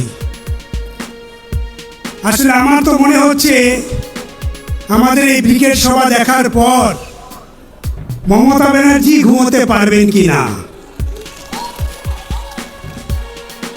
খেটে খাওয়া মানুষের ব্রিগেড, নিমটি পড়া মানুষের ব্রিগেড, কৃষকের ব্রিগেড, শ্রমজীবী অংশের মানুষের ব্রিগেড, যে অংশটাকে সবচেয়ে বেশি ভয় করে নরেন্দ্র মোদী এবং মমতা ব্যানার্জি। আমাদের ব্রিগেড আজকের এখানে সারা দেশের শ্রমজীবী মানুষকে বেঁচে থাকার একটা বার্তা দেবে এই ব্রিগেড। নরেন্দ্র মোদী ক্ষমতায় বসে আছেন, যেদিন থেকে ক্ষমতায় এলেন সেদিন থেকে আমরা কি দেখছি আমাদের দেশে? সবচেয়ে বেশি বেকারের জন্ম হলো এই সময়কালের মধ্যে, সবচেয়ে বেশি কৃষক আত্মহত্যা করেছে এই সময়, আর সবচেয়ে বেশি পরিযায়ী শ্রমিকের সংখ্যা বেড়েছে। অর্থাৎ যারা কলে কারখানায় কাজ করত তারা কাজ হারিয়েছে, মা বোনেদের ইজ্জত অনিশ্চিতের জায়গায় গেছে। আমার আপনার ঘরে ছেলেমেয়েরা কত কষ্ট করে লেখাপড়া শিখে আজকে তারা পরিযায়ী শ্রমিকের খাতায় নাম লিখতে ভিন রাজ্যে চলে যাচ্ছে। এই রাজত্বে হয়েছে। পার্লামেন্টে এদের জন্য আলোচনা হয় না, বিধানসভায় এদের জন্য আলোচনা হয় না। পার্লামেন্ট আর বিধানসভায় আলোচনা হয় ওদের এমপি মন্ত্রীদের কিভাবে মাইনে বাড়ানো যায়। আর যাদের জন্য যে দেশটা, যাদের জন্য সমাজ, যারা এই সমাজটাকে আগলে রেখেছে, তাদের জন্য কোনো আলোচনা নেই। কি কি ছিল আমাদের রাজ্য? আমরা যখন প্রথমে ক্ষমতায় এলাম 1977-78 সালে, জরাজীর্ণ রাজ্য ছিল, হাড় কোটা ছিল, গোনা যেত কটা স্কুল, কটা পাঠশালা, কটা বিল্ডিং। আজকের কটা স্কুল আছে গুনতে পারবেন? কেন এত স্কুল? আসলে আমরা প্রথমেই বুঝেছিলাম আমাদের গাঁয়ের মানুষ, দেশের মানুষ, রাজ্যের মানুষ, তারা সবাই বুঝেছিল আমাদের যে সময়টা ক্ষমতায় এসেছি, নিজের পেটের ভাত নিজেকেই করে নিতে হবে। আমার সম্পত্তি আছে, জমি আছে, আমার শ্রম আছে, গতর আছে, তা দিয়ে আমাকে খাদ্যে নিজেকে স্বনির্ভর হতে হবে। তাই সেদিনকার বামফ্রন্টের নেতারা বললেন, ওই জমি দিতে হবে গরিবদের, গরিব চাষিদের। যোদ্ধার জমিদারদের আল ভেঙে দাও, জমি দাও গরিবদের। গরিবরা জমি পাওয়ার পর সেই খোঁড়া জমিতে, সেই নোনা জমিতে নিজের গতর দিয়ে মোরা জমিতে সোনার ফসল ফলিয়ে আমাদের পিছিয়ে পড়া রাজ্য 1 নম্বর জায়গা দখল করলো সারা ভারতবর্ষ জুড়ে। এর জন্য হকদার হচ্ছেন আজকের আপনারা যারা বসে আছেন, সেই গতর সর্বস্ব মানুষ, দিন আনে দিন খান, তাদের জন্য আজকে রাজ্য এত সম্মান পেয়েছে। সেই লোকগুলো আজকের কাজ পায় না, সেই লোকগুলোর কাজের কোনো গ্যারান্টি নেই, সেই লোকগুলো কাজের কোনো নিশ্চয়তা নেই। দেশ স্বাধীন হয়ে 78 বছর অতিক্রম করলাম, কিন্তু এই গরিব গুরব লোক যারা আজকে দেশটাকে আগলে রাখে, সমাজটাকে আগলে রাখে, তাদের কাজের নিরাপত্তার জন্যে, কাজের গ্যারান্টির জন্যে পার্লামেন্টে আলোচনা হয় না, বিধানসভায় আলোচনা হয় না। তাই আমরা ঠিক করলাম আমাদের একটা কাজ করে যেতে হবে। একটা আইন চাই গরিবদের জন্যে, একটা আইন, যে আইনে সারা দেশের গরিব মানুষ কাজ পাবে, সেই আইন করতে হবে। তার জন্য লড়াই। পার্লামেন্টে 62 জন এমপি, আমরা বাইরে। পশ্চিমবঙ্গ থেকে স্লোগান উঠলো, সব গরিব খেটে খাওয়া অংশের মানুষকে, মেহনতি করা মানুষকে আমরা ঐক্যবদ্ধ করব। আমাদের রাজ্য সহ গোটা দেশের গরিবদের ঐক্যবদ্ধ করার দায়িত্ব হচ্ছে আমাদের, কৃষকদের ঐক্যবদ্ধ করার দায়িত্ব হচ্ছে আমাদের। আর তোমাদের দায়িত্ব হচ্ছে পার্লামেন্টের ভিতরে যতক্ষণ না গরিবদের 100 দিনের কাজের আইন তৈরি হবে, ততদিন তোমরা লড়ে যাবে। যতদিন না এ লড়াই সফল হবে, ততদিন এ লড়াই চলতে থাকবে। অনেক লড়াই সংগ্রাম, রক্ত ঝরা ঘাম, মাথার ঘাম পায়ে ফেলে সেই লড়াই সংগ্রামের মধ্য দিয়ে সেই আইন আপনারা প্রতিষ্ঠা করেছেন। এখানে যারা এসেছেন হকদার হচ্ছেন আপনারা। আপনাদের এই লড়াইয়ের জন্যে ভারতবর্ষের অন্য রাজ্য আপনাদেরকে স্যালুট জানায়। পশ্চিমবঙ্গের এই লড়াইয়ের জন্যে, পশ্চিমবঙ্গের খেটে খাওয়া কৃষক, ক্ষেত মজুর, শ্রমজীবী মানুষের লড়াইয়ের জন্যে আজকের 100 দিনের কাজ আমরা পাচ্ছি। কিন্তু দুর্ভাগ্যের হলেও সারা দেশে কাজ হচ্ছে, পশ্চিমবঙ্গে কাজ নেই। আবার নরেন্দ্র মোদী সারা দেশে গরিব মানুষ যাতে কম কাজ পায়, তার জন্য প্রত্যেক বছর এই প্রকল্পে টাকা কমায়। আবার বলে আমরা গরিবের সরকার, আমরা আদিবাসী লোক, আদিবাসীদের বন্ধু। কিন্তু আমরা দেখতে পাই এই নরেন্দ্র মোদীরা পার্লামেন্টে আইন পাশ করে আদিবাসীদের জমি লুট করে নেয়, আদিবাসীদের রাষ্ট্রপতি করে ওই দ্রৌপদী মুর্মুর কলমে সই করিয়ে নিয়ে গোটা দেশের আদিবাসীদের জমি লুট করা হচ্ছে। আজকের পাহাড় কর্পোরেটদের হাতে, জঙ্গল কর্পোরেটদের হাতে, আদিবাসীরা খোলা আকাশের নিচে। এর জন্য পার্লামেন্টে কোনো আলোচনা নেই। এই জায়গায় দাঁড়িয়ে আমাদের 100 দিনের কাজের লড়াই। আমরা বলছি ওটা 100 দিন, ওটা 200 দিন করো, আইনে সুযোগ আছে। ওটা 200 টাকা নয়, 250 টাকা নয়, ওটাকে 600 টাকা মজুরি দাও। 600 টাকা মজুরি দিলে গোটা রাজ্যের মানুষ, গোটা দেশের মানুষ কাজ পাবে। পরিযায়ী শ্রমিকের সংখ্যাটা কমবে, আর পরিযায়ী শ্রমিকের সংখ্যাটা কমলে আমার আপনার ঘরের ছেলেমেয়েরা স্কুলে যাবে, পঠন পাঠন হবে, দেশটা জানবে, দুনিয়াটা জানবে, পঞ্চায়েতরা জানবে। সেজন্যই লেখাপড়া দরকার, ওটাকেই আটকাতে হবে। গরিবরা, নেংটি পড়া লোকেরা যত কম জানবে, আমি তত বেশি দিন টিকে থাকতে পারবো। তাই ওদেরকে পিছনের দিকে রাখতে হবে, ওদেরকে এগোতে দিলে হবে না। তাই শিক্ষার উপরে আক্রমণ করো, অধিকারের উপরে আক্রমণ করো। যে শিক্ষা বামপন্থীরা দিয়েছিল ওই শিক্ষা তামাদি করে দাও। হাজার হাজার স্কুল করেছে, ওই স্কুল বন্ধ করে দাও। এখন স্কুল বন্ধের তালিকা এসেছে। আমার আপনার ঘরের ছেলে মেয়েদের ভবিষ্যৎ কি হবে? কোথায় যাবে এরা? কোথায় লেখাপড়া শিখবে? সুযোগ নেই। সুযোগ একটা আছে, যদি আমরা 100 দিনের কাজটা আদায় করে নিতে পারি, তাহলে এই 100 দিনের কাজের মধ্য দিয়ে আমার আপনার ঘরের ছেলেমেয়েরা আবার লেখাপড়ার মুখ দেখবে। গ্রাম বাংলাতে অপুষ্টি সন্তানের জন্ম আবার কমে যাবে। এই 100 দিনের কাজের সঙ্গে তাদের একটা নিবিড় সম্পর্ক আছে। সেই 100 দিনের কাজটা বন্ধ কেন? মমতা ব্যানার্জি চুরি করেছে, তার লোকেরা টাকা লুট করেছে, তাই নরেন্দ্র মোদী টাকা দিচ্ছে না। নরেন্দ্র মোদীর আইনে বলা আছে, 100 দিনের কাজের আইনে 3 মাসের বেশি কাজ বন্ধ করা যায় না। কিন্তু নরেন্দ্র মোদী আইন না মেনে 3 বছরের বেশি কাজ বন্ধ করে রেখেছে। আলোচনা হয়, বিজেপির নেতারা দাঙ্গা বাঁধাচ্ছে, জমি লুট করার চক্রান্ত করছে। মুর্শিদাবাদের মতন জায়গাতে গিয়ে যে জেলার মানুষ, যে জেলার শ্রমজীবী অংশের মানুষ কাঁধে কাঁধ মিলিয়ে এক সুরে এক পথে চলে, ওই জেলার উন্নয়ন করেছে, সেখানে দাঙ্গা বাঁধাতে হবে। কারণ ওখানকার গরিবরা জোট বাঁধছে, ওরা জোট বাঁধলে আমি টিকতে পারবো না, তাই যেন তেন প্রকার দাঙ্গা চাই। এটাই হচ্ছে দেশ যারা চালাচ্ছে। আর আমাদের রাজ্যে যারা চালাচ্ছে তারাও তাদের সঙ্গে একই সঙ্গে সুর মিলিয়ে চলছে। ইনি বলছেন এই 100 দিন বন্ধ হয়ে যাক, আমার দরকার নেই, আমার ক্ষমতা আছে, আমি গরিবের বন্ধু, আমি কর্মশ্রী চালু করব।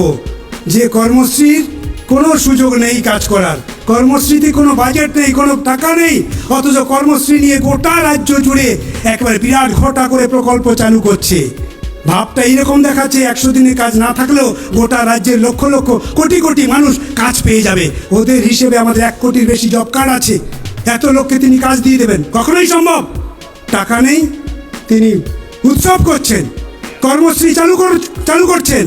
আসলে কীরকম জানেন, গল্পটা আছে না, ওই হাটকুড়ার বেটার প্যান্টের মাপ দেওয়ার মতন অবস্থা। হাটকুড়া লোক, তার বেটা নেই, তার আবার প্যান্টের মাপ দিতে গেছে। মমতা ব্যানার্জির অবস্থা হয়েছে তাই। 100 দিনের কাজ না বাদ দিয়ে, সেটা বন্ধ করে দিয়ে আজকে কর্মশ্রী চালু করতে চাইছে। গোটা রাজ্যের শ্রমজীবী অংশের মানুষকে সে বোকা বানাতে চায়। আমি বিশ্বাস করি আমাদের রাজ্যের মানুষকে, আমি বিশ্বাস করি গোটা রাজ্যের শ্রমজীবী অংশের মানুষ সহ যে সমস্ত বন্ধু আজকের এই ব্রিগেডে এসেছেন, আপনারা অনেক বেশি রাজনৈতিক সচেতন।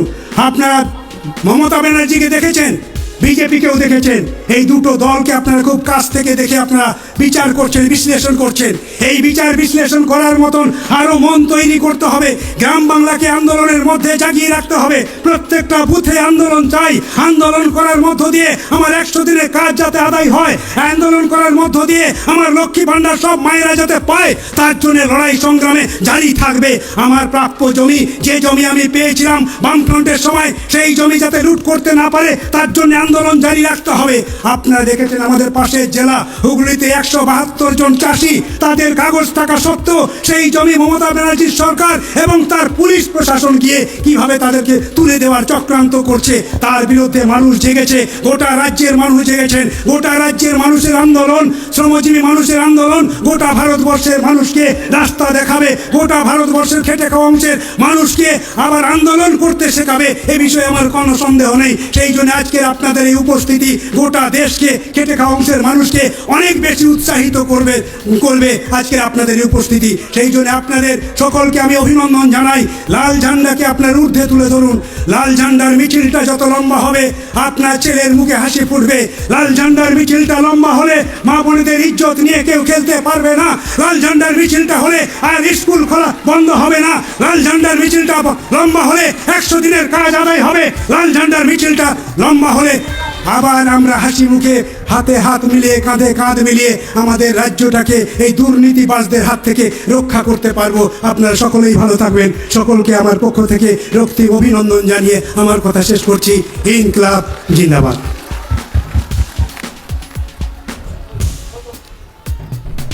যে এই সমাবেশে শ্রমিক, কৃষক, ক্ষেতমজুরের সঙ্গে হাজার হাজার বস্তিবাসী উপস্থিত হয়েছেন। এখন এই সমাবেশে বলবেন রাজ্যের বস্তিবাসীদের বৃহত্তম সংগঠন পশ্চিমবঙ্গ বস্তি উন্নয়ন সমিতির রাজ্য সম্পাদক কমরেড সুকরঞ্জন দে। প্রথমেই এই মেহনতি মানুষের এই সমাবেশকে বস্তিবাসীদের পক্ষ থেকে ধন্যবাদ, অভিনন্দন জানাচ্ছি। আমরা এটা মনে করি আজকে আমাদের এই অংশগ্রহণ, এটা আমাদের রাজ্যে শ্রেণী আন্দোলনের নতুন সংযোজন।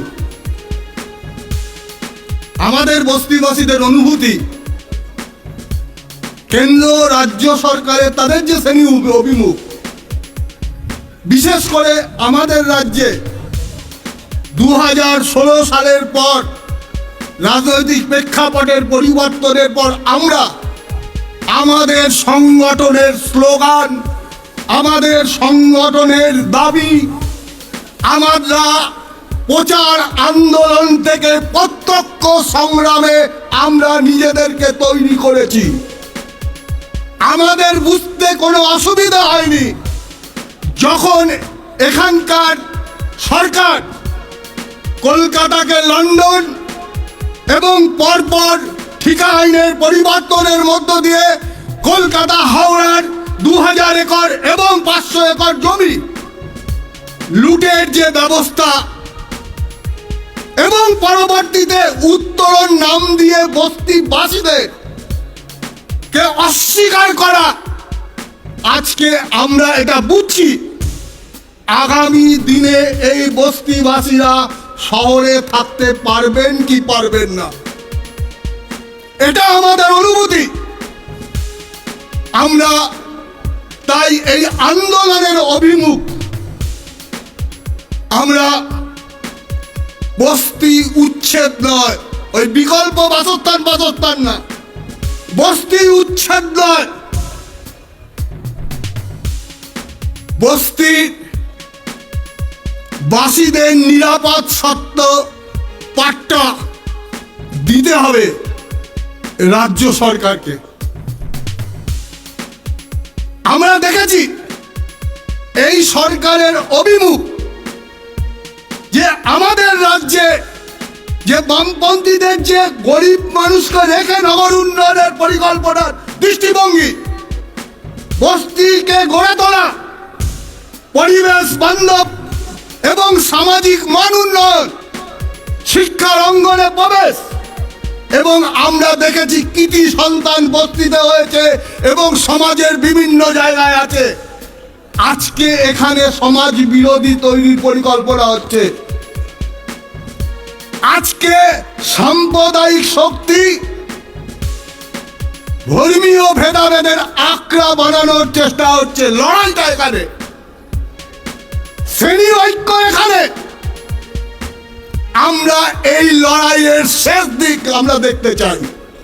আমরা ঠিক করেছি আমাদের সংগঠন, আমাদের কথা যারা শুনছেন অনেকেরই ধারণা নেই বস্তি আন্দোলন সম্পর্কে। আমাদের সংগঠন বস্তি ভিত্তিক সংগঠন, নেতাদের সংগঠন না, কর্মীদের। আমাদের প্রতিদিনের কাজ বস্তিতে। ভীতি আছে, সন্ত্রাস আছে, বিভাজন আছে, তার মধ্যে আমরা এই 22টা জেলার সমস্ত বস্তিতে অনেক আমাদের পরিধির বাইরে গিয়ে মানুষকে জড়ো করার চেষ্টা করেছি। আমরা আত্মবিশ্বাসী আগামী দিনে শ্রেণী আন্দোলন বিকাশে আমরা গুরুত্বপূর্ণ ভূমিকার শরিক হব এবং এটাই বিকল্প ওই কেন্দ্রীয় সরকারের লুটেরার রাজনীতির বিরুদ্ধে। মানুষের যে গণতান্ত্রিক অধিকার, মানুষের আর্থিক সামাজিক সব দিক দিয়ে যা আক্রান্ত, আমরা এই জায়গায় নিজেদেরকে প্রস্তুত করবার চেষ্টা করছি। এটা ঠিক। আমরা মনে করি যে আমাদের রাজ্যের বস্তিতে ভিন্নতা আছে, বড় শহর, আধা শহর, ছোট শহর, এবং ধারণা অনেকের ভিন্ন রকম। আমাদের রাজ্যের 45% মানুষ যারা কেন্দ্রীয় সরকার, রাজ্য সরকার, বাঁধের ধারে, নদীর ধারে, তারা অস্বাস্থ্যকর পরিবেশে বসবাস করে। কোন রকম তারা পরিষেবা পান না আজকের এই সরকারে। ওই মানুষগুলো আগে ছিল, কিন্তু মাথার উপর একটা সরকার ছিল, তার দৃষ্টিভঙ্গি ছিল। লড়াইটা আমাদের এখানে ওই প্রান্তিক মানুষদের সংগঠিত করা। আমরা মনে করি গোটা রাজ্যে সেই আন্দোলনের নতুন অভিমুখ সৃষ্টি করবে। আমরা তাই জেলায় জেলায় এই আন্দোলন গড়ে তোলার চেষ্টা করছি। আমরা দেখেছি আমাদের আন্দোলনের যে মূল জায়গা, আমরা ওই যে বললাম 2016 আগে পরে স্লোগান, আমরা বলেছি কোনো আলাপ আলোচনায় নয়, কোনো কোর্টে নয়, যা হবে সরাসরি বুলডোজারের মুখোমুখি।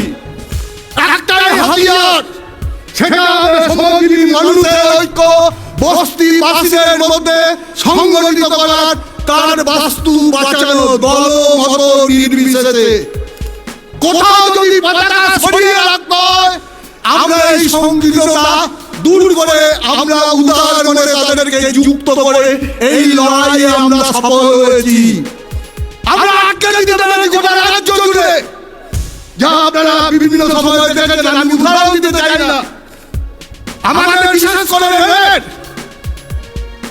খড়গপুর, আসানসোল, রানীগঞ্জ, শিলিগুড়ি, আলিপুরদুয়ার বিস্তারের জমি কর্পোরেটদেরকে দিয়ে দেওয়ার চেষ্টা হচ্ছে ব্যবসায়ীদের স্বার্থে। আমরা মনে করি জমিতে যে বাস করে অধিকার তার, এই অধিকার সত্য আমাদের দিতে হবে। এই জমির লড়াইটা আমরা লড়তে চাই।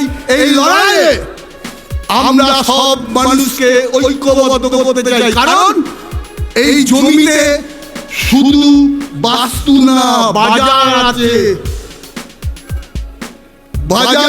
রুজি রোজগার আছে বিস্তীর্ণ জায়গা জুড়ে। আমরা সেইগুলোকে নিয়ে আমরা আন্দোলন করে এই অভিজ্ঞতা নিয়ে এসেছি। আমরা এখান থেকে ফিরে গিয়ে আমরা যে বার্তা আমাদের বস্তিবাসীদেরকে দিতে চাই, যে আমাদের যে অধিকার যা ছিল, শিক্ষার সুযোগ সংকুচিত হচ্ছে, স্বাস্থ্যের সুযোগ সংকুচিত হচ্ছে, পরিষেবা, পানীয় জল নিকাশি বন্ধ হচ্ছে। এই সবটা কেন্দ্রস্থল ওই লোকাল গভর্নমেন্ট অর্থাৎ স্থানীয় সরকার, যা সংবিধানের ৭৪তম সংশোধনীতে আছেন, যার টাকা লুট হচ্ছে। তাই আমাদের আপনার আবাসন দিচ্ছে না, আবাসন লুট করছে, বিপিএল কে বিএল করছে, স্বাস্থ্য সাথীতে সদর পোষণ করছে, রেশন কার্ড থেকে বঞ্চিত করা হচ্ছে প্রকৃত গরিব। আগে বিপিএল ছিল, আগে অন্তর্দয় ছিল, এখন এপিএল হয়েছে।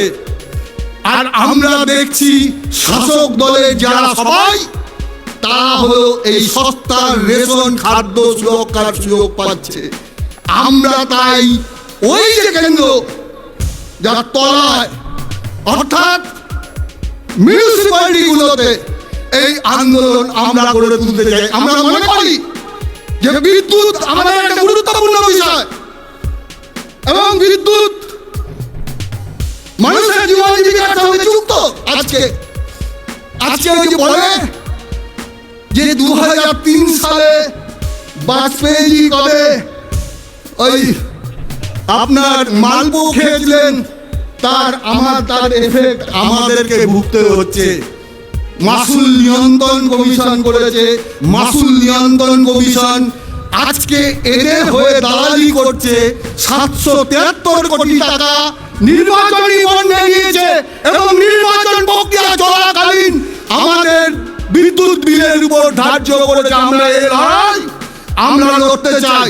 আমরা এই লড়াই যে 200 ইউনিট বিদ্যুৎ গোটা রাজ্যে আমাদের বিনামূল্যে দিতে হবে। অন্য রাজ্যগুলো দিচ্ছে, কেন তুমি দেবে না?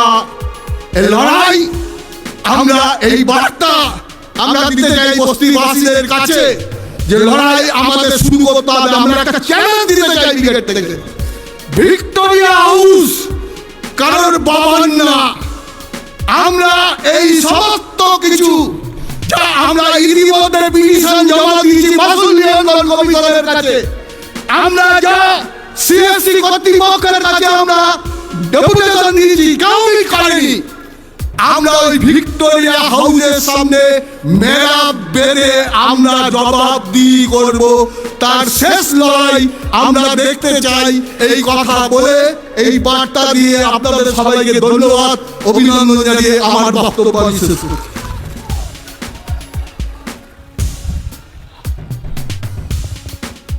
এখন আপনাদের সামনে বলবেন সারা ভারত ক্ষেত মজুর ইউনিয়নের লড়াকু নেত্রী কমরেড বন্যা টুডু।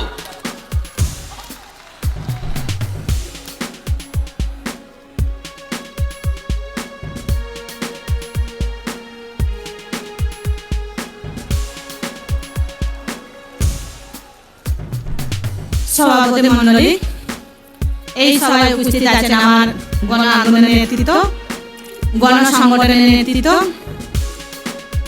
উপস্থিত আছেন আমার ভাই ও বোনেরা, উপস্থিত আছেন আমার যারা দূর দূরান্ত থেকে যারা আসেননি তাদেরকে আমি শ্রদ্ধা ভালোবাসা জানাচ্ছি। কাটি কত দুলর আর মানাং কত জোহার, ছোটদের ভালোবাসা আর বড়দের প্রণাম। মেয়েটা কথায় মিতাবে কানা যাহাই পে এখানা দেউচা পাচামি খয় বিভিন্ন জেলা খয় পে সেটা এখানা আবে ভাগে মিনা পিয়া তো কমরেড যারা এসেছেন তারা ভালো আছেন না? আমরা বলবো ভালো নেই। আপনারা হাত তুলে বলে দিলেন আমরা ভালো আছি। কি করে ভালো থাকবো?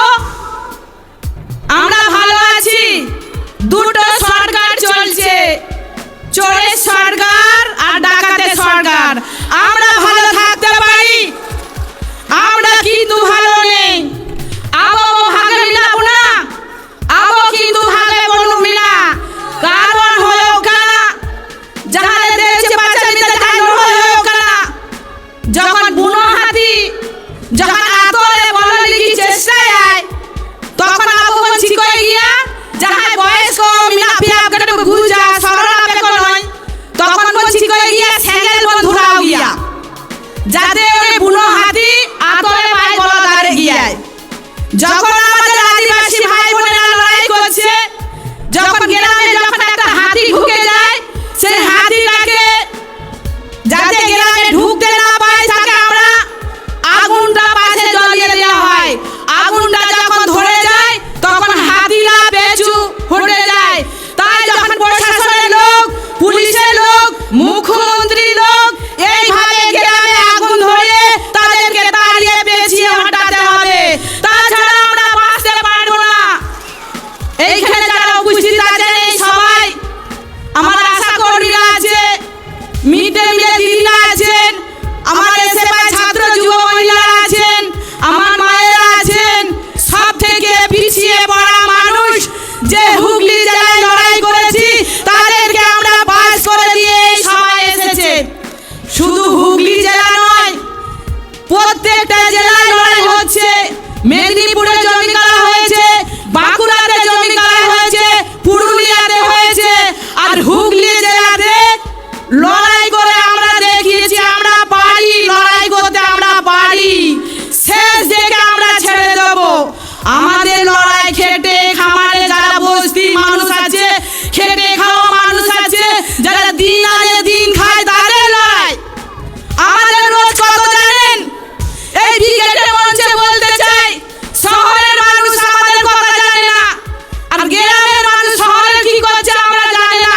কিন্তু আপনাদের সাথে আমি বলতে চাই, আমার যে ভাইয়েরা আদিবাসীরা যারা কাজ করে মাঠে খেটে খায় তাদের রোজ হচ্ছে 2 কিলো চাল আর 150 টাকা, 120 টাকা 2 কিলো চাল। তাই তো আমাদের বামপন্থী যখন সরকার ছিল তখন বলেছিল 100 দিনের কাজটা চালু করতে হবে, যারা ভূমিহীন মানুষ তারা খেটে খায়। ভূমিহীনদেরকে জমি দেওয়া হয়েছে, পাট্টা দেওয়া হয়েছে, বর্গা জমি দেওয়া হয়েছে 2011 সালে। সেই জমি লুটপাট করে নিতে শুরু করেছে, লুটপাট করে নিয়ে নিচ্ছে। আমরা দেখিয়ে দিয়েছি কিভাবে পুলিশকে তাড়িয়েছি, আমরা সেটা করে দেখিয়েছি। আমরা কিন্তু হারিনি। সবাই বলছে এত ব্রিগেডের লোক জড়ো হয় কিন্তু ভোট বাক্স 0 হয়। ভোট বাক্স হচ্ছে আলাদা আর মানুষের কাজে রুটি রুজি লড়াই হচ্ছে আলাদা। মানুষ কিন্তু বুঝিয়ে দেবে, মানুষ কিন্তু বুঝিয়ে দিতে এসেছে। আপনারা জানেন এই যে মঞ্চেটা আছে, মঞ্চেটা যে বাঁধা হয়েছে, কটা পাটা লেগেছে, কটা দড়ি লেগেছে, কটা মাছ লেগেছে, তবে সেই ঝান্ডাটা বাঁধা হয়েছে। এই পাটা দড়ি যারা আপনারা বসে আছেন, এই ঝান্ডার মানুষ হচ্ছে আপনারা, আমরা।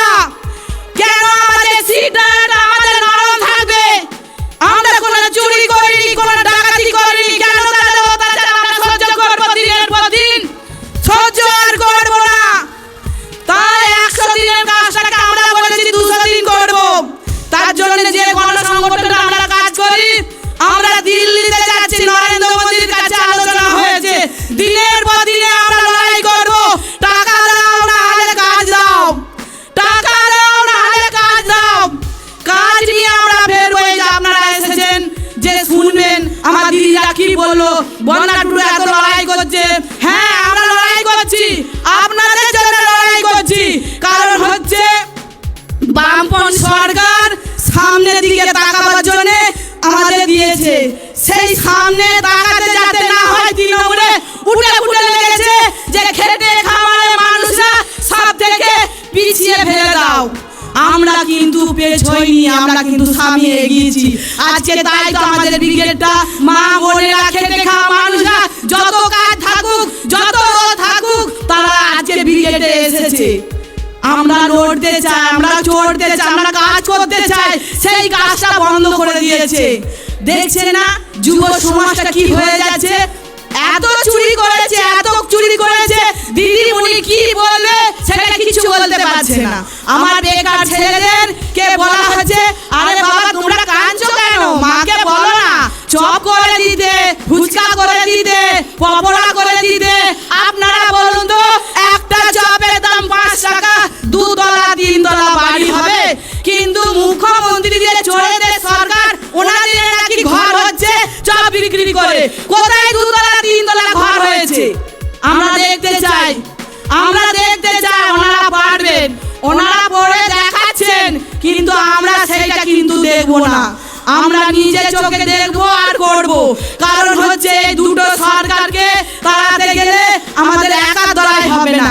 আজকে এসেছেন ব্রিগেডে, কথা শুনে চলে গেলে হবে না, আমাদের আগামী দিনে অনেক কাজ, সেই কাজটা আপনাদের আমাদের দাঁড়ি করতে হবে। শুধু বুঝলে আমরা যাচ্ছি চলে আসছি সেটা করলে হবে না, বুথের লড়াই করতে হবে। আমরা ভয় খাচ্ছি, কিসের ভয়, কিসের ভয় আমাদের, কিসের ভয়? আমাদের ভয় খেলে হবে না, আমাদের বুকের পাটা আর হাতের কবজিটাকে শক্ত করে ধরতে হবে। এই যে শক্ত করে না দিলে তৃণমূল আর বিজেপি টিভিতে আবল তাবল কথা বলছে, আবল তাবল। সে বলুক বলুক, আমাদের যখন মিছিল আসছে হাওড়া থেকে, ওনারা লঞ্চ ঘাট বন্ধ করে দিয়েছে, কারণ বলছে আজকে লঞ্চ ঘাট খোলা যাবে না, সারাসারি ব্যাপার হচ্ছে। আরে ছাড়বেন, এই তো সবে আপনার ফাটল ধরেছেন, এই তো সবে ফাটল ধরেছেন, কত কি ছাড়বেন, কিন্তু সেই সারাবার খরচাটা আপনি রেখে দেন, আগামী দিনে এই লাল ঝান্ডাটাই ছাড়বে। ওনারা চমকে যাচ্ছে, ধমকাচ্ছে, কিন্তু ওদের ভয় ঢুকিয়ে গেছে। সেই ভয়টা আমরা দেখিয়েছি আমাদের হুগলি জেলায় গঙ্গেশ নগরে। আরে বিডিও থেকে, এসডিও থেকে, বিএলও থেকে জমি কাটতে এসেছে, যে বামপন্থী সরকার জমি দিয়েছে, ভূমিহীন মানুষকে 1 কাঠা 5 কাঠা করে জমি দিয়েছে, জমি দিয়ে চাষ করেছে, 1 যোগ্য 2 যোগ্য 3 যোগ্য করে চাষ হচ্ছে, কাটা ফসল হচ্ছে, সেখানে বলছে আপনাদের জমি নেই, যার জমি তার কাছে চলে যাবে। আমরা মেনে নেব? কেন আমাদেরকে ভয় খাবো? যে পুলিশরা তাদেরই প্রোটেকশন দিতে পারে না, কে টেবিলের তলায় ঢুকেছে, কে দরজার ফাঁকে ঢুকেছে, কে তক্তা বসে ঢুকেছে, আর আমরা ওদেরকে দেখে ভয় খাবো? আরে হাট, ওদেরকে ভয় খাবো আমরা? তাই আমরা লড়াই করে দেখিয়ে দিয়েছি হুগলি জেলায়। এই আবাস যোজনা, আবাস যোজনা যে ঘর হচ্ছে, দিদিমণি বলছে ডবল উন্নয়ন করছে, ডবল করছে। কিসের ডবল করছে?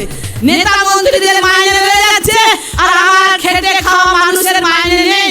আমি যখন পেছনে ছিলাম, একটা আমাদের কমরেড, বয়স্কের কমরেড হাউ হাউ করে কাঁদছে, দিদি বলছে। আমি বলছি আমাকে দিদি বলতে হবে না, বোন বললেই ভালো হয়। কারণ হচ্ছে লাল ঝান্ডা কবে ফিরবে সেই অপেক্ষায় আছি। আপনি লড়াই করে যান, আমরা লড়াই করছি, তাতে আপনারা সামিল নেবেন। শুধু বক্তৃতা দিয়ে শুনে চলে গেলে হবে না। আরে ভিডিও বলছে, ওখানে এসেছে, আরে আপনারা লক্ষ্মী ভান্ডার পাচ্ছেন না? আমি বলছি হ্যাঁ স্যার, আমরা লক্ষ্মী ভান্ডার পাচ্ছি। লক্ষ্মীদের যেখানে সম্মান থাকে না, সেই লক্ষ্মীদেরকে আপনি ভান্ডার মনে করছেন? লক্ষ্মীদের সম্মান আছে, যে লক্ষ্মীরা ধর্ষিতা হয়ে যাচ্ছে।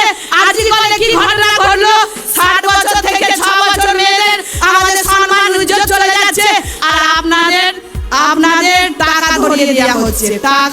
টাকা ধরিয়ে দিচ্ছে, 30 থেকে 40,000 টাকা ধরিয়ে দিচ্ছে। ওনারা বলছে খেলা হবে, খেলা হবে। খেলা তো আমরাও করবো, খেলা আমরাও করবো, শেষ দেখে ছাড়বো। আমরা বলেছি ব্যাটও নেবো, বলও করবো, আর 26-এ আমরাও দেখিয়ে দেবো। 26-এ নির্বাচনে আমরাও দেখিয়ে দেবো। উইকেট আমরা ফেলবো 26-এ, সেই 26-এ উইকেট আমরা ফেলবো। কারণ হচ্ছে আমরা যে ব্রিগেডে যারা এসেছেন, আমরা কাল থেকে আমাদের অঞ্চলে যাব, গ্রামে যাব, বুথে বসবো। প্রত্যেকটা বুথে আমাদের কানের মধ্যে, চোখের মধ্যে থাকবে কোন বুথে এদিক ওদিক হচ্ছে। এই কটি কথা বলে সবাইকে ধন্যবাদ জানিয়ে আমার বক্তব্য শেষ করলাম। ইনকলাব জিন্দাবাদ।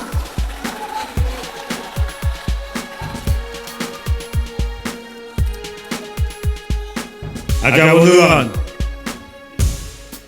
আমাদের একটি প্রস্তাব আছে, আমরা পরে তুলে সভা শেষ করব। তার আগে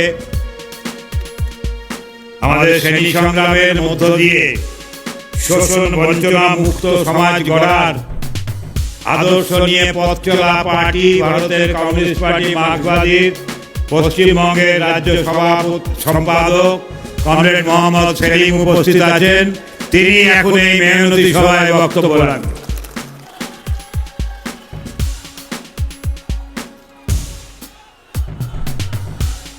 সাথী সভাপতি মন্ডলী,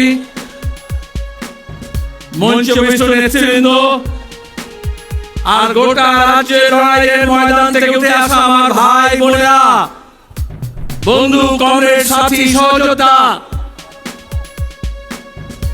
যারা দূরবীন দিয়ে ঝান্ডা দেখতে পাচ্ছিল না, আজকে আপনাদের এই ব্রিগেডে মেহনতি মানুষের সমাবেশে তাদের বুকে কাঁপন ধরেছে। আমরা কাউকে ভয় দেখাতে আসিনি। আজকে গোটা রাজ্যে যে অবস্থা চলছে, গোটা দেশে যে অবস্থা চলছে, সেখানে খেটে খাওয়া মানুষ যারা পরিশ্রম করছে, তাদের পরিশ্রমের জায়গা ছোট হচ্ছে, খেটে খাওয়া মানুষকে খুঁড়ে খাওয়ার পর্যায়ে নিয়ে যাচ্ছে। আর যারা লুটে খাচ্ছে, তারা লুটের বাজার বড় করতে চাইছে। প্রতিদিন মেহনতি মানুষ, প্রান্তিক মানুষ, গরিব মানুষ, দুর্বল অংশের মানুষ, যারা মাঠে ময়দানে, খালে বিলে, খনিতে খাদানে, রাস্তার ধারে কাজ করছে, ওরা কাজ করে রবীন্দ্রনাথ বলেছিলেন। আজকে মোদী মমতার সরকার এই কাজ করার জায়গাটা ছোট করে দিচ্ছে। কোন কেন্দ্র সরকারের দপ্তরে, কোন রাজ্য সরকারের দপ্তরে নিয়োগ হচ্ছে না, নতুন কলকারখানা হচ্ছে না। আর যদি বা পুলিশে আর শিক্ষকের নিয়োগ হয়, সেখানে দুর্নীতির পাহাড়। সুপ্রিম কোর্ট পর্যন্ত আমাদের রাজ্যের মুখ্যমন্ত্রীর নাকে ঝামা ঘষে দিয়েছে। গত 2 বছর ধরে, 3 বছর ধরে তিনি যে ন্যাকামি করছিলেন, আজকে মানুষ বুঝতে পারছে। 26,000 জনের চাকরি গিয়েছে। আমরা দেখেছি মেডিকেল কলেজে আরজি করে ওই পিজিটির কিভাবে নৃশংসভাবে খুন হলো, ধর্ষণ হলো। লাখ লাখ মানুষ, বেরোতো মহিলারা, তরুণ প্রজন্মের ছেলে মেয়েরা নামলো রাজ্য জুড়ে। ইনসাফ চাই, বিচার চাই। আর কেন্দ্র রাজ্য সরকার উভয় মিলে ঠিক করলো, কলকাতা পুলিশ আর সিবিআই এক লাইনে দাঁড়িয়ে গেল, বললো আইনে বিচার হবে না, লাইনে চলবে। যারা বলেছিল এই বৈশাখ মাসে তপ্ত গরমে দুপুর বেলা ব্রিগেডে কি করে হবে, আমরা বলেছিলাম, কেউ আগে ভেবেছিল লাখ লাখ মহিলা মধ্যরাত্রে 14ই আগস্টে ইনসাফের জন্য, বিচারের জন্য, আরজি করের মাথা ধরার দাবিতে রাস্তায় নামবেন। তাহলে রাজ্য পাল্টাচ্ছে। মানুষ নিজের অধিকার বুঝে নেওয়ার জন্য, হক বুঝে নেওয়ার জন্য সোচ্চার হচ্ছে। 2011-র পরে এখানে যখনই আমরা ব্রিগেড দেখেছি, রাস্তায় কত আক্রমণ, বাড়িতে হামলা, হুমকি, যে বাসে করে এসছে তার উপরে হামলা। কলকাতায় সমাবেশ হয়েছে, নির্লজ্জ কলকাতার পুলিশকে দিয়ে সেই বাসগুলোকে ভাঙচুর করা হয়েছে। এখন আর কিন্তু সে অবস্থা নেই। দিন পাল্টাচ্ছে, তার আগাম বার্তা এসছে।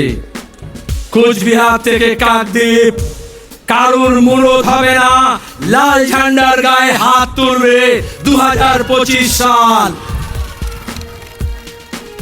খেটে খাওয়া মানুষ, গরিব মানুষ, সবহারা মানুষ যখন এক কাট্টা হয়, তার যে শক্তি, সেই শক্তির মোকাবিলা কেউ করতে পারে না। এজন্য আজকে বিজেপি আর তৃণমূল এই খেটে খাওয়া মানুষের ঐক্যকে ফাটল ধরাচ্ছে।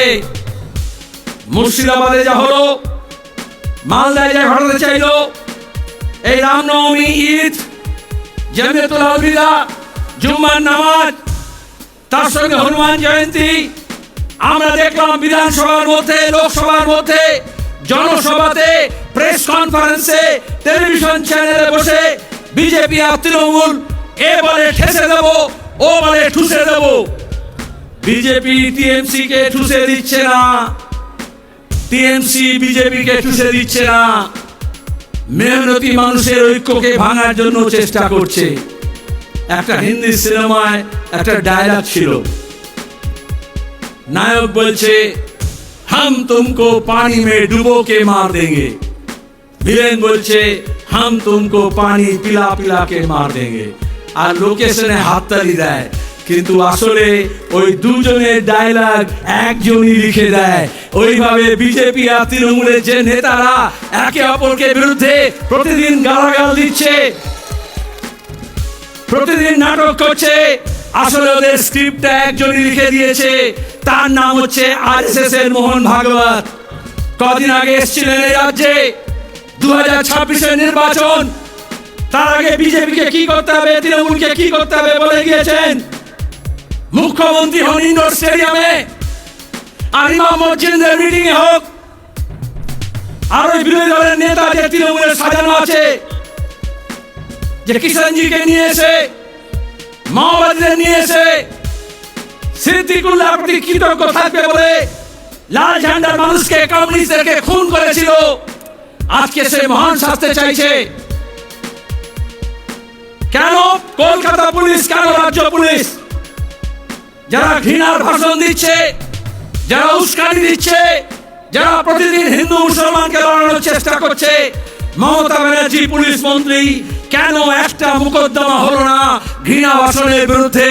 আমরা এই ব্রিগেড থেকে দাবি করছি, পশ্চিমবঙ্গের বুকে সম্প্রীতি ঐক্য ভাঙার জন্য যে হিংসা ছড়াবে, এই পুলিশকে বলছি তার বিরুদ্ধে মামলা মোকদ্দমা করতে হবে। আর নাহলে আমরা গোটা রাজ্য জুড়ে সব থানায় এফআইআর করব। দেখবো মমতা ব্যানার্জির পুলিশ 2011 থেকে আমাদের কর্মীদের বিরুদ্ধে মিথ্যা মামলা দিয়েছে হাজার হাজার। এখানে অনেকে আছে যারা ঘর ছাড়া হয়েছিল, জেল হয়েছিল, জরিমানা হয়েছিল, হামলা হয়েছিল, মিথ্যা মামলা হয়েছিল। আর তারপর নিজের মালিকদেরকে বলেছিলেন মমতা ব্যানার্জি, দিল্লিতে, ওয়াশিংটনে যারা বসে আছে, মুম্বাইতে যারা বসে আছে, সব ঠান্ডা করে দিয়েছি, লাল ঝান্ডা শেষ হয়ে গিয়েছে। ওরে লাল ঝান্ডা একটা 1.5 গজের কাপড়ের টুকরো না, কোন কর্পোরেট কোম্পানির ইলেকট্রাল বন্ডের টাকা দিয়ে, চিট ফান্ডের টাকা দিয়ে এই কাপড়ের টুকরো কেনা হয়নি। ক্ষেত মজুর, দিন মজুর, একটা হকার, বস্তিবাসী, কলোনিবাসী, উদ্বাস্তু মানুষ,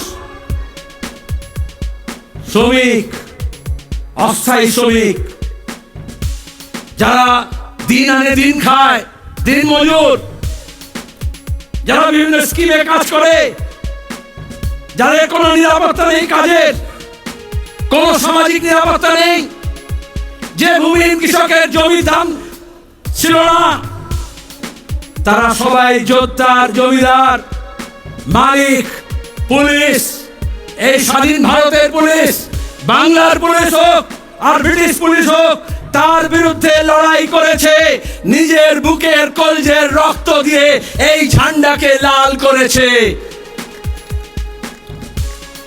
আজকে শুভেন্দু বড় বড় কথা বলছে, তৃণমূলের ঝান্ডা নিয়ে কিষানজির মাওবাদীদের ল্যান্ডমাইন আর মেশিন গান নিয়ে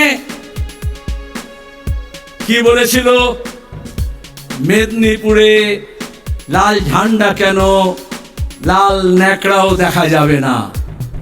আর এখন সেই তৃণমূলের ঝান্ডাকে নিয়ে ন্যাকড়া বানিয়ে অমিত শাহের পেছন মুছতে গিয়েছে, বলে দল বদল করেছি।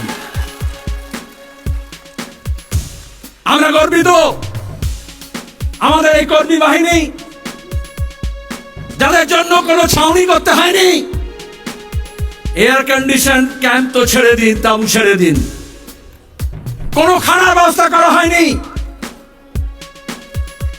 এই প্রচন্ড রোদে দুপুর বেলা কি করে এসে বসবে লাখ লাখ মানুষ, মিডিয়া এই নিয়ে গবেষণা করছিল।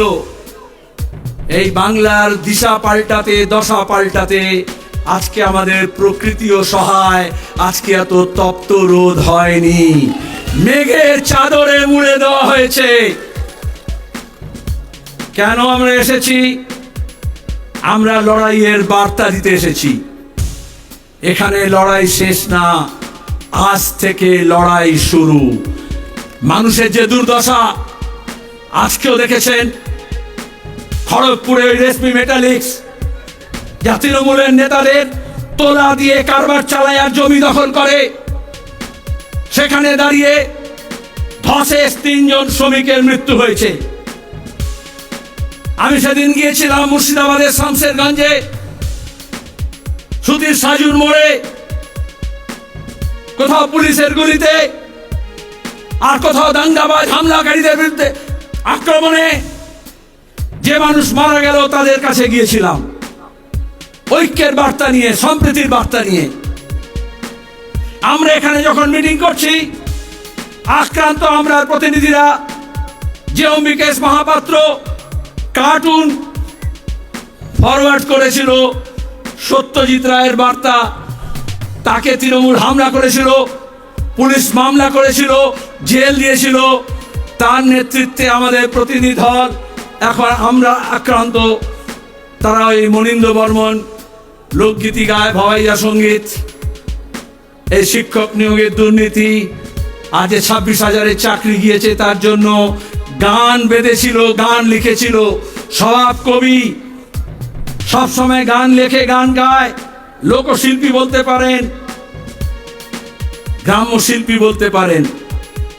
গান আপলোড করার পরে পুলিশ তার বিরুদ্ধে মামলা রুজু করেছে, তাকে তোরা হামলা করেছে, সে এখন ঘর ছাড়া।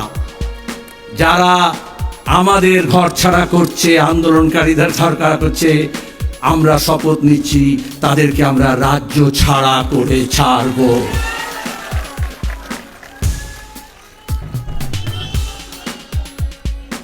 সুপ্রিম কোর্ট বলছে, দেশের আইন বলছে, প্রতিদিন মোদী সরকারকে চপেটাঘাত করছে।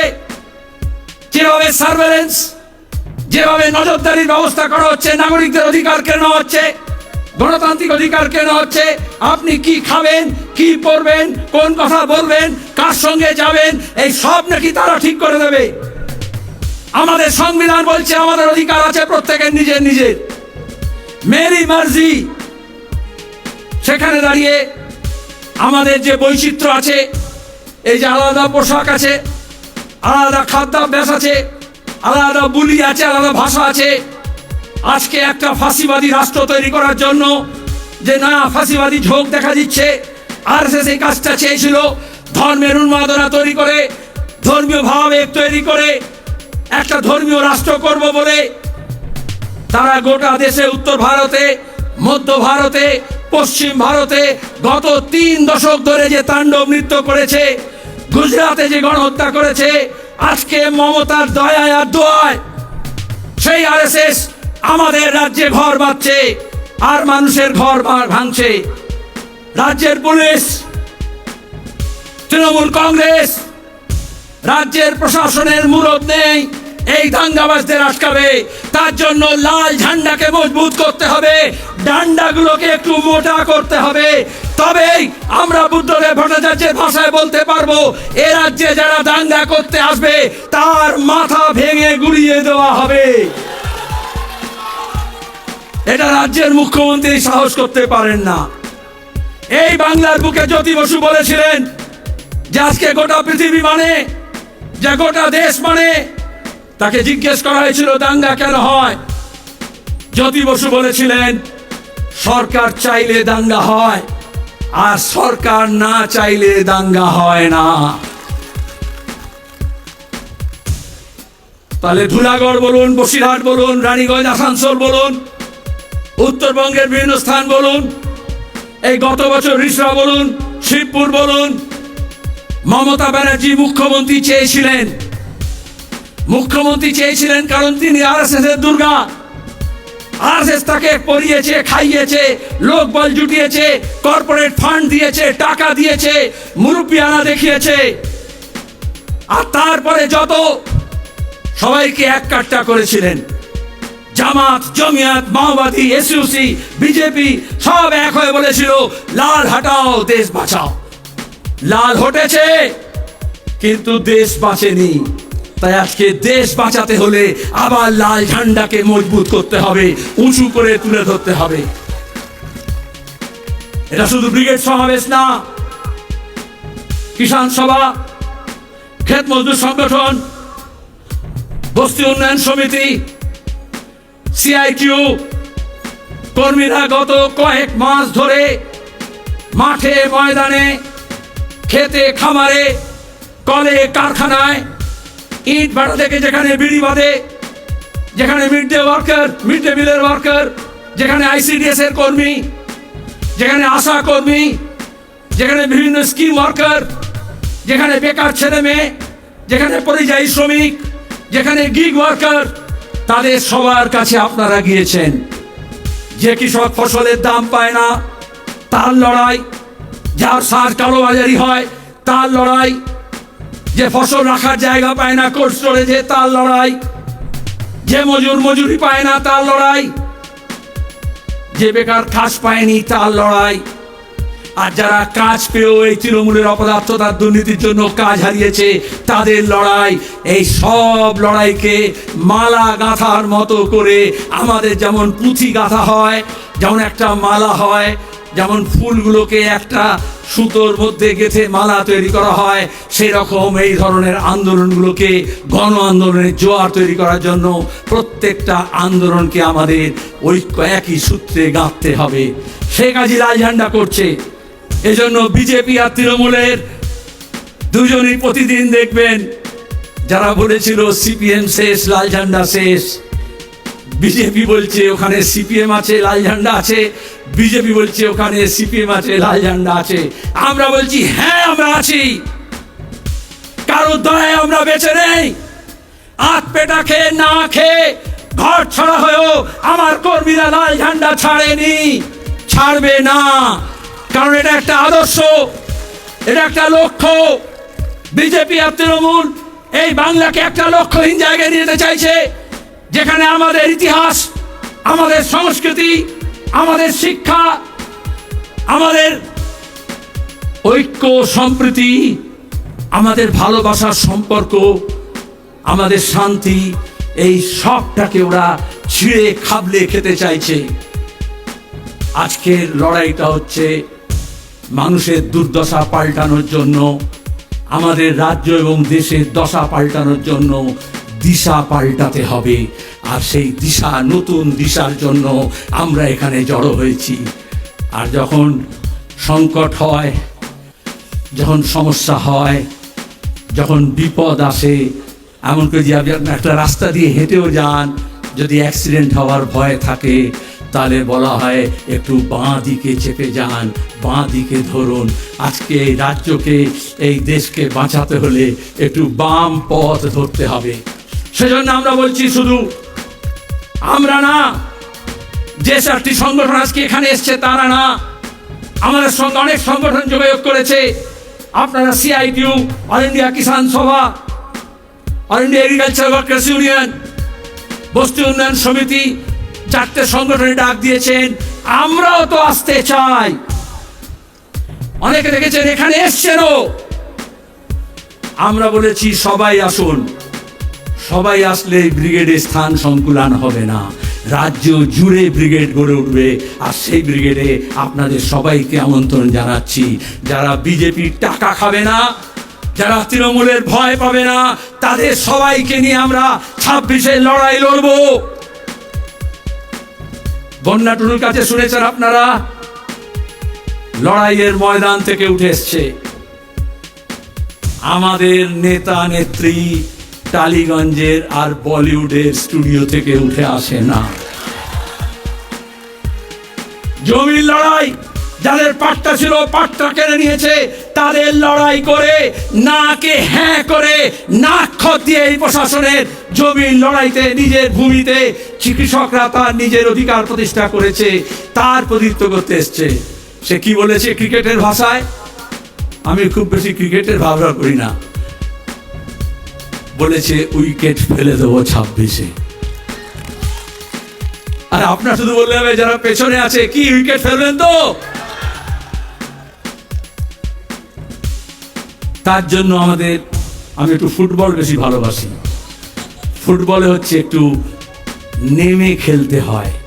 আমাদের সবাইকে একটু নেমে খেলতে হবে। কি রাজি তো? নেমে খেলবো, যাতে এই চোর জোচ্চোর দুর্নীতিবাজকে 14 তালা থেকে টেনে হিচড়ে আমরা মাটিতে নামাতে পারি, সেই শপথ আমাদের নিতে হবে।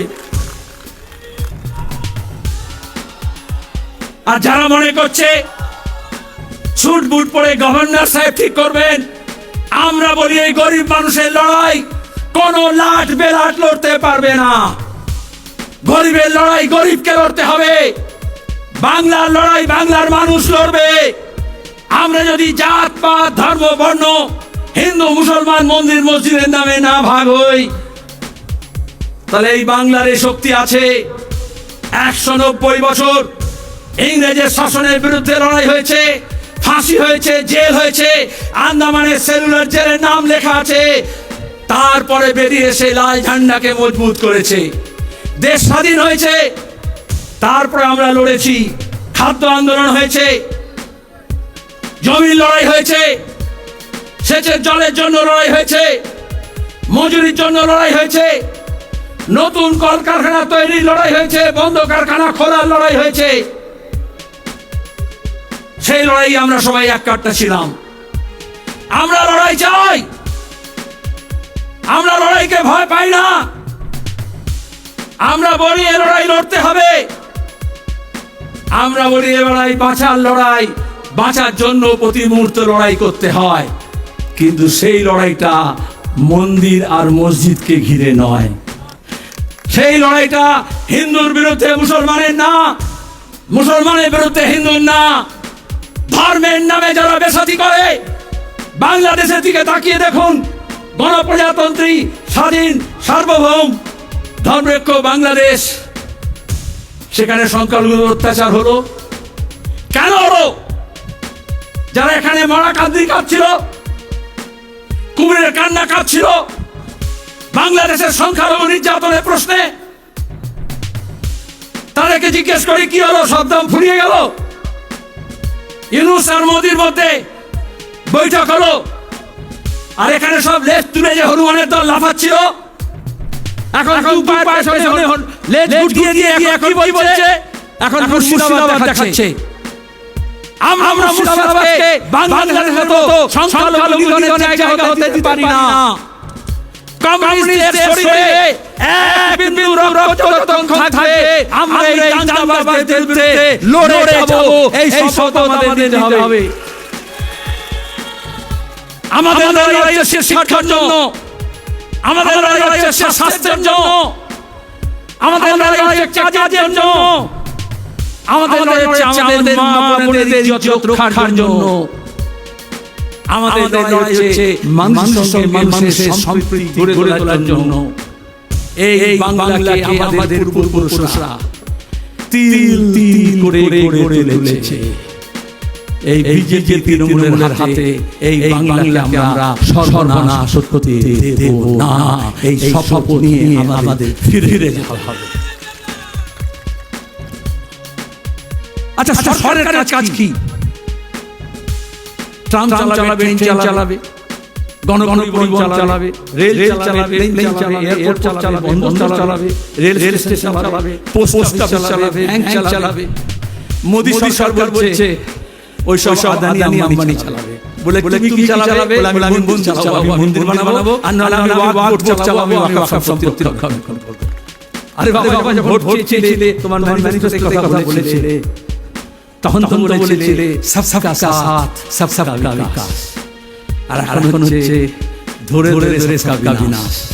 ওয়াকফ আইন যেমন পাল্টালো, আজকে সুপ্রিম কোর্টও বলেছে, প্রাথমিক কথা বলেছে, ইন্টারিম কথা বলেছে, যে কথা আমরা বলছিলাম আমাদের সংবিধানে সব ধর্ম, সব জনগোষ্ঠীর নিজস্ব মত অনুযায়ী, বিশ্বাস অনুযায়ী তাতে অধিকার আছে, সেটাকে পালন করা, সংগঠন গড়ে তোলা, প্রধান গড়ে তোলা, তাকে চালানো। যেমন গুরুদ্বারা চলে, যেমন গির্জা চালানো হয়, যেমন তিরুপতির মন্দির দেবস্থান চালানো হয়, তিরুমালা দেবস্থান চালানো হয়। সরকার এসে বলছে, ওরে বাপ, এখন মন্দির মসজিদে অনেক লাভ আছে, চল তোরা সর, আমরা এগুলো চালাবো। আরে ট্রেনটা ভালো করে চালানো যায়, ঠিক সময় ট্রেনটা চলে, ট্রেনের বাথরুমগুলো ঠিক মতো পরিষ্কার থাকে, আর এয়ারপোর্টগুলো সব আদানি না দিয়ে, বন্ধকে আদানি না দিয়ে, যেটা চালানো তার সাথে চালা। ওরা ট্রেন দিচ্ছে, মোটামুটি কলকাতার নাম বলেছে, বলে যা আছে। ওই অমলদার কাছে শুনলেন না, বিজেপি বলল কৃষকের আয় দ্বিগুণ করে দেবো। বাবু যতন পারিশ্রমিক দলে তার শতগুণ, মমতা বলল আমি তো 3 গুণ করেই দিয়েছি। আরে কৃষক তার ফসলের দাম পাচ্ছে না, প্রতিদিন লড়াই হচ্ছে, আলু চাষের সর্বনাশ হয়েছে, সবজি চাষের সর্বনাশ হয়েছে, আমরা বেশি দামে চাল খাচ্ছি, কিন্তু ধান সংগ্রহ করছে না, চাল মালিকরা নিচ্ছে, আর তাদের কাছ থেকে সরকার নিচ্ছে। এই তো 2 নম্বরই। হেন জায়গা নেই, নিয়োগ বলুন, এই তৃণমূল সরকারের কোনো দপ্তর নেই, চ্যালেঞ্জ বলছে যেখানে দুর্নীতি হয় না, আর কাটমানি হয় না, তোলাবাজি হয় না। এই বিজেপি প্রথমে কাটমানি তোলাবাজি বলছে, শুধু ভাগাভাগির ব্যাপার আছে। মমতা বলেছে 75-25, আর ওদিকে আরএসএস বলেছে ওই 75 এর মধ্যে 25 আমাকে দিলেও ভালো হবে। ব্যাস আর্টিকল ভুলে যাও, পয়লা পাচার ভুলে যাও, গরু পাচার ভুলে যাও, এই যে বালি পাচার ভুলে যাও, শিক্ষকদের দুর্নীতি ভুলে যাও, নারদা যেমন ভুলে গেছো, চিট ফান্ড যেমন ভুলে গেছো। চোখের সামনে আছে, আমরা বলতাম 10 বছর আগে এই ব্রিগেডে বলেছিলাম যে তৃণমূল কংগ্রেস 2014 মোদি সরকারে মুকুল রায়কে দিয়ে বাইপাস করেছে, সরাসরি করেছে। আর আজকে দাঁড়িয়ে মমতা কি বলছে স্টেডিয়ামে, মোদি ভালো, অমিত শাহ খারাপ। এটা নতুন কথা নয়, একসময় বলেছিলেন বাজপেয়ী ভালো, মার খাইছেন মার্কে দিয়ে, আর আদবানি খারাপ। তারপর 2014 বললেন আদবানি ভালো, তোমার বলে সমর্থন করব, মোদি খারাপ। এখন 2025 বলছেন মোদি ভালো, অমিত শাহ খারাপ। লিখে রাখা 2026 বলবে অমিত শাহ ভালো, যোগী খারাপ। এটাকে বলে কম্পারেটিভ অ্যাকসেপ্টেন্স, তুলনামূলক গ্রহণযোগ্যতা। তাহলে একজন খারাপ বলছেন সেটা নয়, অন্যজনকে বাধা দিচ্ছেন, মোর নাম এই বলে খ্যাত হোক, আমি তোমাদের। আরে আমরা অনেক আগে থেকেই জানতাম, আমরা অনেক আগে থেকেই জানতাম। এই জন্য মানুষকে বলছি, ওদের এই যুগে আপনারা পাবেন না। ব্যাপক ডিজে বাজিয়ে, ব্যাপক টাকা খরচ করে, ব্যাপক রং করে, তামাশা করে ওরা ধর্মকে কেন্দ্র করে রাজনীতি করতে চায়। জ্যোতি বসু বলেছেন, দুনিয়া আমরা বামপন্থীরা বিশ্বাস করি, ধর্ম যার নিজের, আর রাজনীতি আলাদা। ধর্ম রাজনীতি না, বাংলাদেশে দেখে ধর্ম রাজনীতি হয়, উত্তরপ্রদেশে কিরকম পলিটিক্স হয়, গুজরাটে কিরকম গণহত্যা হয়। আর পুলিশকে বলবো আইন অনুযায়ী, সংবিধান অনুযায়ী পুলিশের সাথে দেখভাল কথা। পুলিশ মনে করে বাংলার এই পিসি ভাই রক্ষা করলেই হবে, কিছু করলে দেখবেন হাজার হাজার পুলিশ সব একসঙ্গে মার্চ করছে, আর কেন্দ্র বাহিনী মনে করে মোটামুটি যে চোররা তৃণমূল থেকে চুরি করে বিজেপির দিকে লাফিয়েছে, এই ডাল থেকে ও ডালে গেছে, তাকে রক্ষা করাই হচ্ছে কেন্দ্র বাহিনীর কাজ। তাহলে বাংলার মানুষকে কে রক্ষা করবে? গ্রামে গঞ্জে ওয়ার্ডে পাড়ায় মহল্লায় শুভবুদ্ধি সম্পন্ন মানুষ, গণতন্ত্রপ্রিয় মানুষ, ধর্মরক্ষ মানুষ, শুধু লাল ঝান্ডার না, আরও অনেকে আছেন। তাদের সবাইকে নিয়ে আমাদের এলাকা ভিত্তিক একেবারে নজরদারি কমিটি তৈরি করতে হবে, যে এই সব হনুমানের নাচ যারা নাচবে, যারা দাঙ্গাবাজি করবে, তাদেরকে আমাদের আটকাতে হবে, সে দায়িত্ব আমাদের গ্রহণ করতে হবে। ওয়াকফের আইনের সংশোধনের বিরুদ্ধে গোটা দেশে সবাই প্রতিবাদ করছেন, শুধু বিজেপি আর ওই তৃণমূলের 5-6টা এমপি ছাড়া সবাই এককাট্টা হয়েছেন। তো কোথাও তো হাঙ্গামা হচ্ছে না, কোথাও তো দাঙ্গা হচ্ছে না, তাহলে কেন মুর্শিদাবাদে হলো? প্রশ্ন করব না, তদন্ত চাইব না? যতগুলো দাঙ্গা হয়েছে 2011-র পর থেকে আমাদের রাজ্যে একটাও বিচার বিভাগীয় তদন্ত হয়নি। বিচার বিভাগীয় তদন্ত হলে এজাজকে যে পুলিশ খুন করলো, হরসুন্দর দাস আর চন্দন দাসকে যারা খুন করলো, তার দুধ কা দুধ পানি কা পানি হয়ে যাবে। কিন্তু মমতা ব্যানার্জি তদন্ত করবেন না, বিচার বিভাগীয় তদন্ত চাইবেন না, আর বিজেপিও চাইবে না। তাহলে হিন্দু মুসলমান কি করে হবে? আমরা চাইছি বিচার বিভাগীয় তদন্ত হোক, দোষীরা শাস্তি পাক, যারা ওখানে আক্রান্ত হয়েছে, ক্ষতিগ্রস্ত হয়েছে, লুটপাটের জন্য যাদের সর্বস্ব গিয়েছে, তাদের সমস্ত ক্ষতিপূরণ দিতে হবে। প্রাণের ক্ষতিপূরণ দেওয়া যায় না, তাও তাদের ভরণ পোষণের দায়িত্ব নিতে হবে। আর বিচার বিভাগ তদন্ত হলে কারা ষড়যন্ত্র করলো, পেছনে কারা ছিল, ব্লু প্রিন্ট কারা তৈরি করলো, সেই সব বেরিয়ে আসবে। নালে বিজেপি তৃণমূল দুটোই মিলে দেখবেন সূত্র মারফত খবর বলে বলছে ওই অন্য জায়গা থেকে এসছে, বাইরে থেকে এসছে। আরে যদি বাইরে থেকে আসে ধরে নি, তাহলে সীমানা পার হলো কি করে? বর্ডার ম্যানেজমেন্ট, জেলা পুলিশ প্রধান, ডিএম, এসপি আর বর্ডার সিকিউরিটি ফোর্স একসঙ্গে মিলে আইন অনুযায়ী, সংবিধান অনুযায়ী বর্ডার রক্ষা করে। তাহলে কেন হলো না? কেন ইন্টেলিজেন্স ফেল করলো? তুমি নজরদারি করো।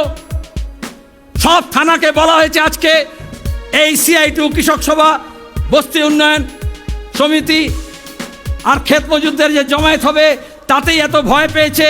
মমতা সার্কুলার দিয়েছে সব থানায় যে খবর নাও কারা যাচ্ছে, কিসে যাচ্ছে, সব বাস মালিকের ঠিকানা নাও, কে বাস দিয়েছে, কে গাড়ি দিয়েছে। আমি বলছি আরে ভাই, এখন তো শুধু বাস দিয়েছে, তাতেই নাম ঠিকানা জোগাড় করছো, যখন বাস দেবে তখন তুমি কি করবে? এত সার্ভেলেন্স, এত নজরদারি, তাহলে ওখানে হাঙ্গামা দাঙ্গা কে করবে? বাইরে থেকে আসবে কি ভেতর থেকে আসবে? তোমার কাছে কেন নজরদারি ছিল না? আসলে পুলিশ রিফর্ম দরকার। পুলিশ রিফর্ম বামপন্থীরাই বলেছে, এ পুলিশ দিয়ে হবে না, এ দলদাস পুলিশ। গোটা দেশেই পুলিশ রিফর্ম ওভারডিউ আছে। এই রিফর্ম, ওই রিফর্ম, লেবার কোড পাল্টাও, এইসব বলছে। কিন্তু পুলিশ রিফর্ম করতে হবে মানুষের জন্য, পুলিশ ভিআইপির জন্য না। কেন ফায়ার ব্রিগেড যায়নি? 5 ঘন্টা আগুন লেগেছে, পাড়ার লোকজন আগুন বুঝিয়েছে। প্রশ্নের জবাব দেব না? চাইব না? আমরা জবাব চাইছি। আর বিজেপি, তৃণমূল আর সাম্প্রদায়িক অন্ধ ভক্তদেরকে বলছি, আদম গণবি কমিউনিস্ট কবি ছিলেন, হিন্দিতে লিখতেন, একেবারে জনগণের কবি, আলপথে মেঠোপথে লিখতেন। তার একটা কবিতা ছিল, হিন্দু ইয়া মুসলমানকে এহসাসাত কো মত ছেড়িয়ে। হিন্দু বা মুসলমানের আবেগকে নিয়ে খেলা করো না। হিন্দু আর মুসলমানের লড়াই লড়িও না। যদি লড়তে হয় তাহলে বেকারের বিরুদ্ধে লড়ো, যদি লড়তে হয় অশিক্ষার কুশিক্ষার বিরুদ্ধে লড়ো, গরিবের বিরুদ্ধে লড়ো। নিজের মাথার উপর যাতে ঠাঁই হয় সেই বাসস্থানের দাবি নিয়ে লড়ো, যাতে কাজ পায় লোকেরা, যাতে যারা চুরি করেছে, দুর্নীতি করেছে, সেই দুর্নীতিবাজরা জেলে যায়, সেই লড়াই লড়ো। আমরা আপনাদের কাছে এই কথাই বলছি। আপনাদের সমর্থন নিয়ে এখানে যারা এসছেন তারা সব নয়, আপনারা ফিরে যাবেন। প্রত্যেককে অন্তত 10 জনকে বলতে হবে এই বার্তা। 26-এর লড়াইয়ের শুরু এখান থেকে হোক। এক একজন 10 জনকে গিয়ে বলবেন সবাই। এই বার্তা গ্রামে গ্রামে রটে যেতে হবে, পাড়ায় মহল্লায় বস্তিতে কলোনিতে লড়ে যেতে হবে। আমরা একা নই। ওরা দেখায় লাল ঝান্ডা ছোট হয়ে গেছে, দুর্বল হয়ে গেছে, একা হয়ে গেছে। এই ব্রিগেড প্যারেড গ্রাউন্ডে লাল ঝান্ডা ছাড়া কারুর বাপের তাকত নেই যারা লাল ঝান্ডা ছাড়া এখানে ব্রিগেডে ভরাতে পারে। এখানে শক্তি প্রদর্শন করলে হবে না, নিজের পায়ের তলার মাটিটাকে শক্ত করতে হবে, মাথা উঁচু করে দাঁড়াতে হবে। আর সে লড়াই আমরা লড়বেন। হবে লড়াই, একসঙ্গে হবে, পেছনে হবে লড়াই। ইনকলাব।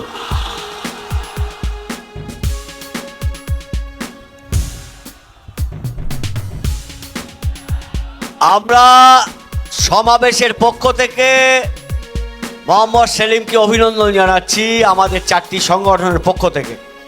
এখন একটু বসুন, লড়াই হবে বলেছেন, আর একটা লড়াই ডাক সম্পর্কে একটা প্রস্তাব, 20 তারিখে ধর্মঘট সম্পর্কে প্রস্তাব এখন উত্থাপন করছেন প্রেসিডিয়ামের পক্ষ থেকে সুভাষ মুখার্জি, সমর্থন করবেন কৃষক আন্দোলনের নেতা অমল হালদার। আচ্ছা কমরেড,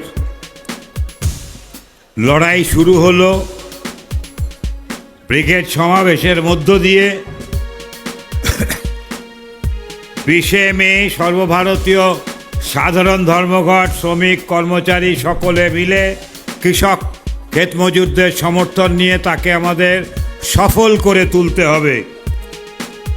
আমি প্রস্তাব পড়ছি না, মিটিং শেষ করতে হবে। এই প্রস্তাব আমরা এখানে উত্থাপন করছি। এর সঙ্গে সঙ্গে এই ধর্মঘটকে সফল করার জন্য প্রতিটি খেটে খাওয়া মানুষ, সাধারণ মানুষ সকলের কাছে যেতে হবে। আক্রমণ বহুমুখী, সব অংশের মানুষ আক্রান্ত সব মানুষকে গিয়ে দেশ রক্ষা করো আর আমার রাজ্যে বদল আনো, এই দাবিতে আমি এই প্রস্তাব আপনাদের সামনে উত্থাপন করলাম। অমল হালদার সমর্থন করছেন।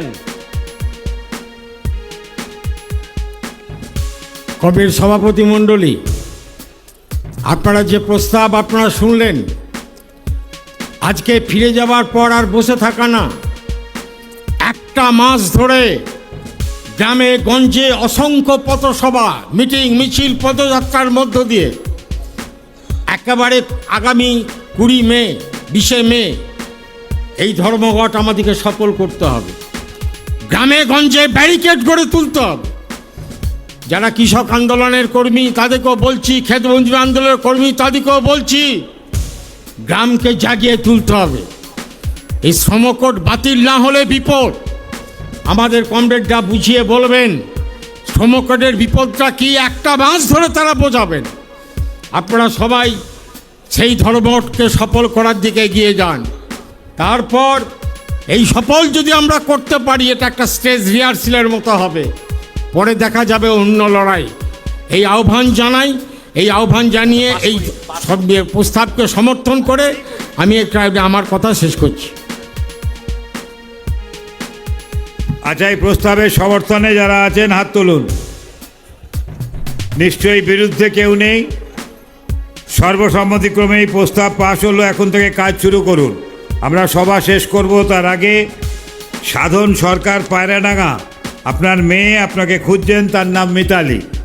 এরপরে যারা হারিয়ে গেছেন বা খোঁজ পাচ্ছেন না, তারা ডায়াসের নিচে আসবেন এবং প্রত্যেক জেলার থেকে নেতৃত্বস্থানীয় একজন করে কমরেড থাকবেন, যাতে তাদের যোগাযোগ করিয়ে দিতে সুবিধা হয়।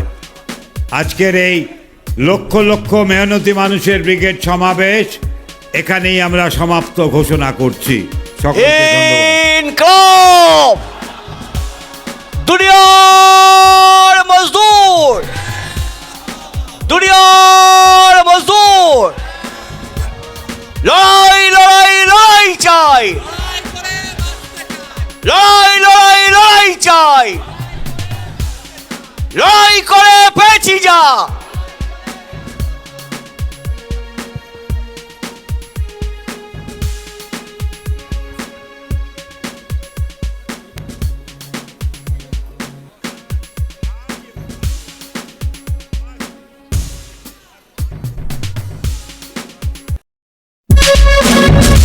আপনারা দেখছেন বাংলা খবর ইউটিউব চ্যানেল।